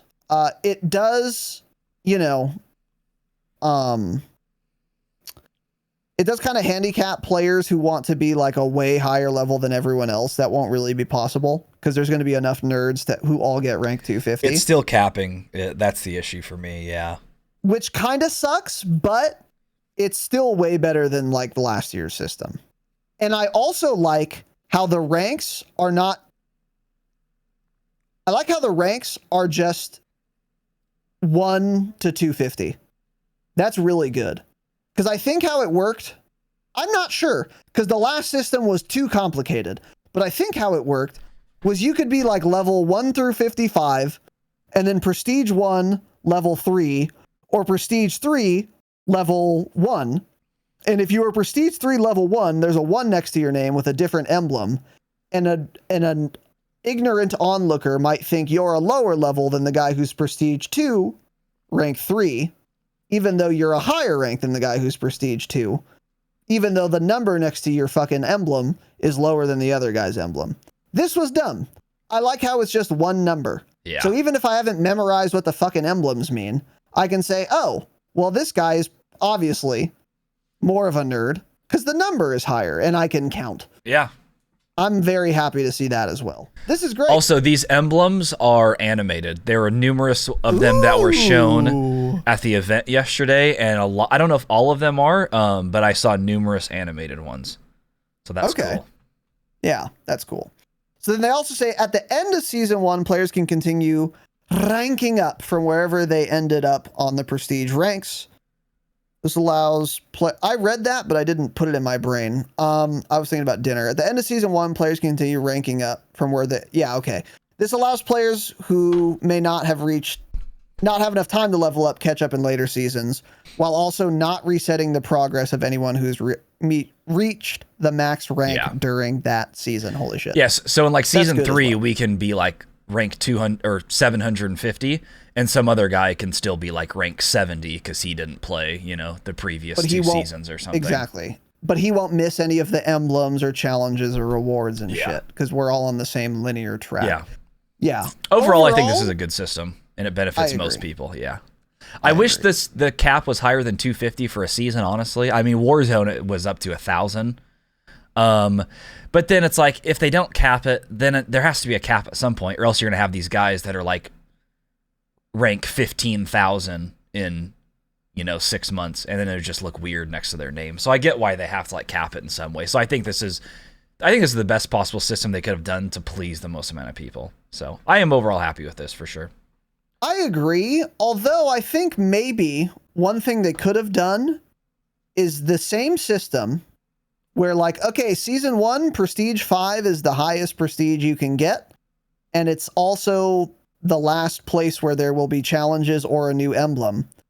And you're going to be on prestige 5 forever, but we'll let you level up past rank 250. It's just not going to mean it. The only thing that's going to change for now is you're going to be prestige 5, rank 370 instead of 250. Mm-hmm. But there's going to be no difference between that and 250. But as soon as season 2 comes out and we add prestige 6, 7, 8, and 9, we just automatically apply it. Your rank stays the same on the day season 2 releases, but then you all of a sudden unlock all the previous prestiges you would unlock by being that rank. That's another thing they could have done that I think maybe would be better. Yeah. I feel like from their point of view, that would cut back on people wanting to grind the new season because they already oh, cool, the season just started and already got the next 5 prestiges done. Right. Yes, exactly.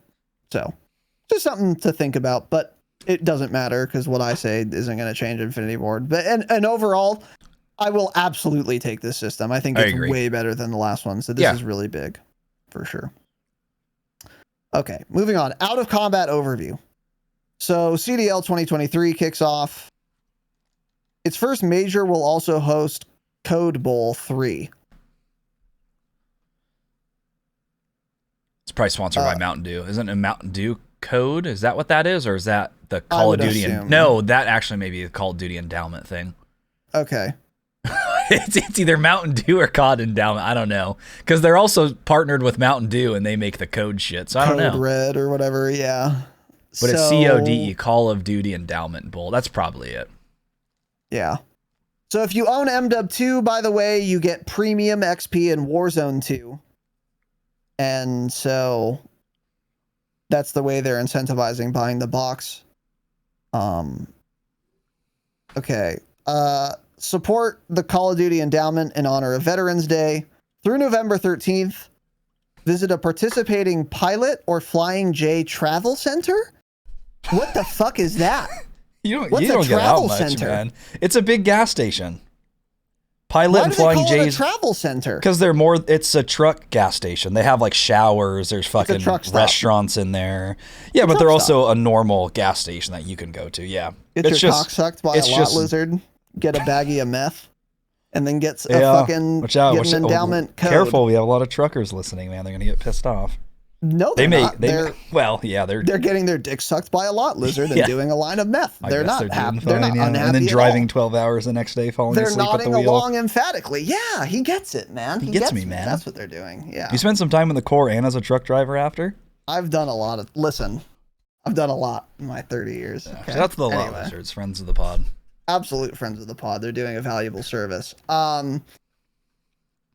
Okay, so yeah, go to a fucking truck stop to round up your in-store purchase and donate It's so the difference random, man. to Go a support the truck Call stop. of Duty endowment. It's so random. Shout out to the truckers, though. Donate. Actually, you know what? Instead of rounding up your change, whatever that change ended up being, you truck drivers, go to our website and donate that to us instead. We need it more. We absolutely need it more, yeah. Jocko doesn't need any more money, man. He's doing just fine. Yeah. Okay, so what I don't understand this. So you can donate to the Call of Duty Endowment Fund by rounding up your change at a truck stop where you buy a chili dog. And then it goes to an endowment, which is just a fund where they just donate to another charity. This is all very strange to me. It's standard. Understand what's going. It's standard. I don't get it. Hey, you go in. Normally, you just go straight to the charity, but COD is endowment its own charity? Maybe it is actually. Yes. Okay, then yeah, I guess it is standard. That's cool. I'll take it. It's random. It's just like going to Albertsons and they're like, "Do you want to donate $1 to help you end want to world like hunger?" round up It's the to same St. shit. Jude's, Yeah. and then Exactly. I spit in the cashier's face and say, "Of course not." Yeah. But anyways, okay, so that's cool. Moving on here. That's it. So, Season 1, probably in December is when we get the team packs release for the CDL. So maybe that's when we see the weapon blueprints that they designed. yeah, probably by cool. then. Which is cool. We just heard about that so recently though. So I mean, maybe it was in the works for months and it was kind of just now like leaked and brought up. I was gonna say, if they were just informed, that's not very much time to be able to develop and code a fucking weapon blueprint in the game. But hopefully it's been in the works for a while, or they're not coming yet. Most of Infinity Ward, Joel and the art guys, they're on the ball, man. They're on the ball. They do a good job, so I think they can handle it. Yeah, so they talked more about, I don't know, the CDL. I don't care. So whatever. The team packs thing. Gear up at the Call of Duty shop this Black Friday. Unlike when they released the Call of Duty shop initially, the new merch is dog shit. I don't think any of it's very good. The first time we saw shit, there was some cool stuff. Not this time, in my opinion, but they're going to do a Black Friday sale for 20% off everything. And that's it. So overall, some good news there. I'm very excited about Shipment coming back. I'm very excited about Shoot House coming back. I'm very excited we're getting 4 weapons rather than just 2 for season 1. I do wonder if that trend will continue because it is kind of weird. It would be weird to do that for only 1 season, but also it would be weird if they kept this trend for every season. That's a lot of new weapons.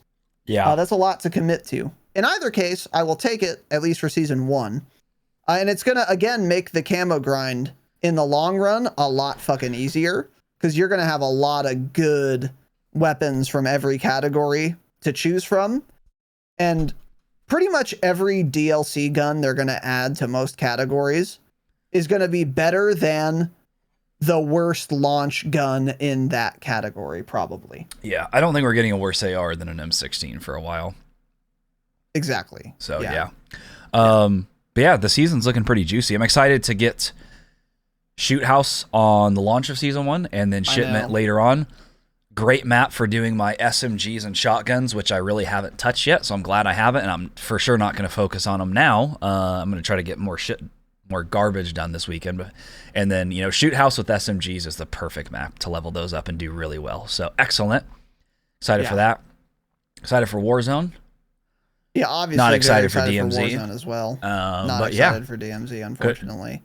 Spit GIF, Resident Sleeper, DMZ, but yeah. Other than that, Season 1 looking pretty nice, man. And I think the people that hate MW2, the super nerds that are big fans of MW19, I think just having Shoot House will do a lot to help them like the game more. I think just having that map that they've been playing for fucking 3 years constantly, nothing else. I think they'll be excited to get that back and they'll start enjoying the game more, which is good for them. I agree, and the advantage of releasing it this early is that it's not quite yet too late where they have just written the game off forever. So this is like at just the right time to people who are about to write it off to fucking suck them back in. Yeah. Yeah. I think it's a pretty good timing on that. But yeah, This looks great. I'm really excited for this system. By the way, the new battle pass system too, really cool. Yeah, new battle pass, new prestige. The new prestige system, just a win. They've listened to a lot of feedback. Yeah. In terms of this season, so I'm very, very, and no fucking new melee weapons. I'm annoyed because I don't want to have to touch a riot shield ever again. But in the long run, that's good. I don't want melee weapons. I don't care. I don't need a cosmetically different looking knife that functions the same way. So yeah, all of this is very good. And once again, on Saturday, we will be talking a lot more about Warzone 2 and DMZ. Yeah. So if you feel like we kind of skimmed through that too much, just wait till Saturday. Yeah. There you go. And the following Saturday will be, Warzone 2 first impressions, boys. And that's going to be fun and exciting. Yeah, for sure. Holy cow. Ka-chow. And last little thing here. Not real little, pretty big, but not much to say. So 3 days ago, Charlie Intel came out and said, breaking, Activision's new financial release seems to confirm there's a new premium Call of Duty game in 2023. It says some things. Following a 3-year period in COD, reached well over 500 million players, blah, I don't care. Activision is looking forward to building on its current momentum in 2023 with plans for next year, including the most robust Call of Duty live operations to date, the next full premium release in the blockbuster annual series, and even more engaging free-to-play experiences across platform. So Charlie Intel's over here saying, holy shit, there's a new COD game coming. Everyone, it was just rumors that there wasn't a COD this year. You guys are all wrong, blah, blah. Jason Schreier from... Where's he from? Washington Post? Writes about video games. He comes out, spit gifts Charlie Intel. Absolutely spit gifts him. He says, man, LOL, you keep following for the same PR language. It's a continuation of Modern Warfare 2. It's called a full premium release because they're probably going to market and sell it as a $70 game with new single and multiplayer content, but it's more MW 2. Goes on to say, it's like an expansion, but big enough that they could sell it for full price. Then at the end he clears things up. Let me make this super clear. The next game made by Cherrick is coming out in 2024. That's the next premium actual Call of Duty title. Next year, 2023, there will be a Modern Warfare 2 premium paid expansion by Sledgehammer. Supposedly it's Sledgehammer and iDub working on it. It's supposed to have lots of content. Maybe that's why they call it a full release, but it's more MW 2. This is more and more lining up to the leak that Ghost of Hope had, which end up coming true, where we're getting like fucking 20 or 30 remastered maps, DLC for the single player to continue on from the MW2 storyline, etc. I don't even think, whatever this is, I can't see them selling it for $70. I think they're using the word premium, and whatever this is, if it's really an expansion pack that still like launches through MW2, I feel like this is going to be a $29, $39 purchase. I can't see them charging $70 for this, even if it's all of that. That's the thing that I have questions about. So Jason Schreier, who, again, Bloomberg, right? Bloomberg or Washington Post, one of those. Some super, like, legacy, super fucking, like, reputable, like, real news place. Bloomberg, you're right, yeah. This guy reports on COD a fair amount. He's done it before. He's always been right. Because if you're at fucking Bloomberg, you're not tweeting about video games until it's, like, giga confirmed. Or whatever. But anyway, he said... reputable person is my point. He said it's like an expansion, but big enough that they can sell it for full price. That implies to me, if he's correct when he says this, that it is in fact not DLC maps for multiplayer, unless they're going to sell a DLC map pack for 70 United States dollars, which they will absolutely not be doing. I don't think they can get away with that. No, that would piss so many people off. Yeah, definitely they can't. There's no chance they would ever be able to justify that. So if it is the case that there's going to be one item that they are going to sell for $70 next year, which is what Jason Schreier is saying is the case, but it's not going to be a new game, what the fuck could that be? And is he correct when he says that? Because he says it's like an expansion, but big enough that they can sell it for full price. I don't know. I'm not sure he's even correct in saying that. Because again, this Activision statement is a financial release statement. This is not like I think they're probably obligated by law to do things like this. as a publicly traded company. Maybe they're not. I don't know, but maybe they are. But either way, the audience for a financial release at Activision when they're talking about Call of Duty is not fucking Call of Duty players. It is shareholders. So when they're talking about premium release or anything, they're going to word things differently depending on the audience. So if they were talking about whatever this is and talking to the core player base, they would not be calling it the next full premium release, because they know that gamers are going to read that and think, oh, there's a new COD in 2023. But that's not what they mean, because I'm pretty sure they've already confirmed. They have already confirmed there's not going to be a new game in COD 2023. So I don't know why anyone would have fallen for this, like Charlie Intel. It's like, bro, they already confirmed there's not going to be a new title. See, I don't think they did, because that's also what Charlie Intel said. They said that. They're like, Activision has never confirmed there's not a full game in 2023. Oh. That's only been leakers that have claimed that. Because, are you sure? Yes. Well, that's what Charlie Intel said.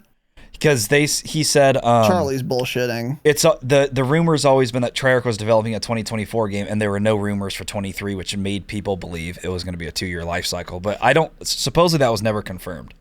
I swear to God, I remember somewhere some Activision studio or themselves confirmed it. Yeah, maybe he's just wrong then. I'll try to look it up right now. You guys in the comments correct us if we're wrong, or just tell us either way. I don't know. I could be wrong, but I really think they did confirm it. But regardless, this is interesting. Because again, if Jason Schreier is right, what single piece of content would justify a $70 price tag that's not a new game? Maybe it's a map pack. MW2 remastered is thrown in there. Just like a big bundle? An extra storyline. Yeah, I don't know. It's just like weird things keep throwing there. Or it's just not... It's like something that's $29 and it's maps and the more single player missions. But they do say, it is weird because they do say the next full premium released in the Blockbuster annual series, which makes it sound like it is literally a full release game. That really does sound like it, yeah. Yeah, that really does sound like it, man. I don't know. Maybe Jason is wrong. I think this depends on if we've ever gotten official confirmation that there isn't going to be a COD in 2023. Because if we haven't, then I think maybe Jason's actually wrong on this. I don't know. I can't see him being wrong about anything, though. Honestly. I don't know. Let's see. I mean, the other rumors Charlie Intel posted over a month ago on the website about Treyarch's game is reportedly getting a 2-year life cycle in 24. Yeah, it could be honestly something like because Jason Schreier says it's a continuation of MW2. It's called a full premium release because they're probably going to market and sell it as a $70 game with new single and multiplayer content. So they could maybe justify something like, all right, we're selling MW2 Reloaded pack. It comes with 10 more campaign missions, so it doubles the length of the campaign. It comes with fucking 20 more maps for multiplayer. It comes with a bunch of new guns, and it's $70. But it runs on the same engine and the same application. So even that, I don't think you can sell for $70, though. That's what I just am not getting, you know?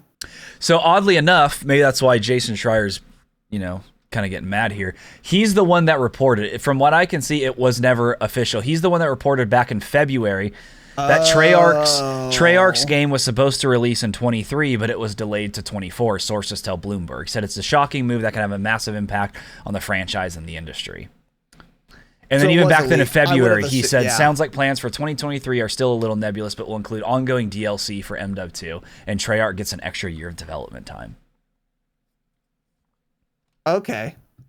So yeah, he's got some ego attached to this prediction. Exactly. And also, Sledgehammer hasn't had time to develop a full game. Vanguard was just the last title before this. They haven't been working on a full game that they're going to release next year. There's a 0% chance Vanguard of that. still isn't a full game. Exactly. So And I saw some people saying that too. They're like, oh, that's probably why Vanguard was just released and then never updated because they've been working on another game. It's like, no, that's not the case. Sledgehammer's just a terrible development company that doesn't do anything. Doesn't know how to make a good game. Did Tom Henderson ever tell us? So when we interviewed Tom Henderson about COD 2023, he believed the leak as well, that there was going to be no premium title. Absolutely, yeah. I wonder if he would know more. I don't know. Anyway, we'll keep you guys posted on this because I'm very confused and I don't know what this all entails. He posted an article from his website. Let me see if he says anything else in there about it. Okay, yeah, you look into that. But I'll say this. I am now a lot less convinced, in fact, that there isn't just a new game in 23. I think that's definitely possible. But I don't think it's a foregone conclusion anymore. I was, again, under the assumption that this was officially confirmed, but maybe it wasn't. And if it wasn't, then maybe Bloomberg just got it wrong.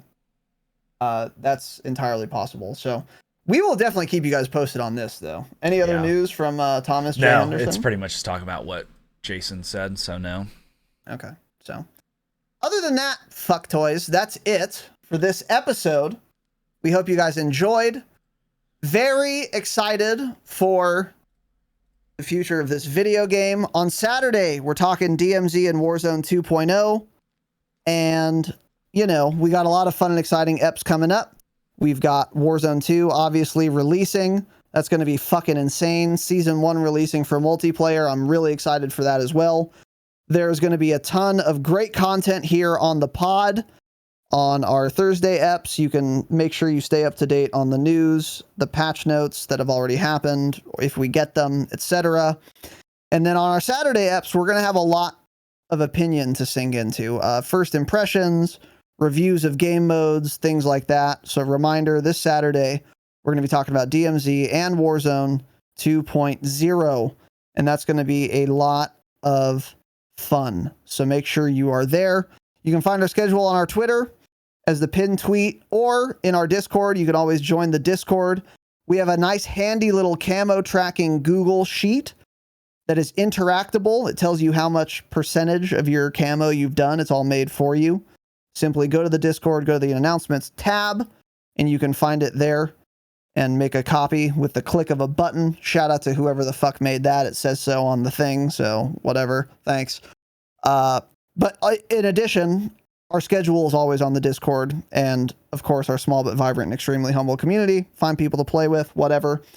Link up your Patreon and Discord accounts if you're a patron, and you get access to special channels in the Discord and access to our hangouts. For you Damascus patrons, we're doing one this Saturday, 6 p.m. Pacific time for MW2 Customs. Make sure you're there. And once again, if you want more content, if you want ad-free episodes, if you want early episodes, if you want 5 bonus eps every single month, or if you just want to support the program, or all of the above, patreon.com/thedropshot is the best way to support the show. We do all those things. We offer a lot there. And the Patreon is going to have a bunch of really fun content this month and next that I'm extremely excited to get into. We're going to have an absolutely banger, fire fucking Warzone brainstorm toward the end of this month that it's the most excited I've been for a Patreon episode in a very long time. And Warzone isn't even out yet. That's how excited I am for it. So patreon.com/thedropshot, best way to support the program. Thanks for listening and watching. See you guys on Saturday. Stay humble. Stay humble.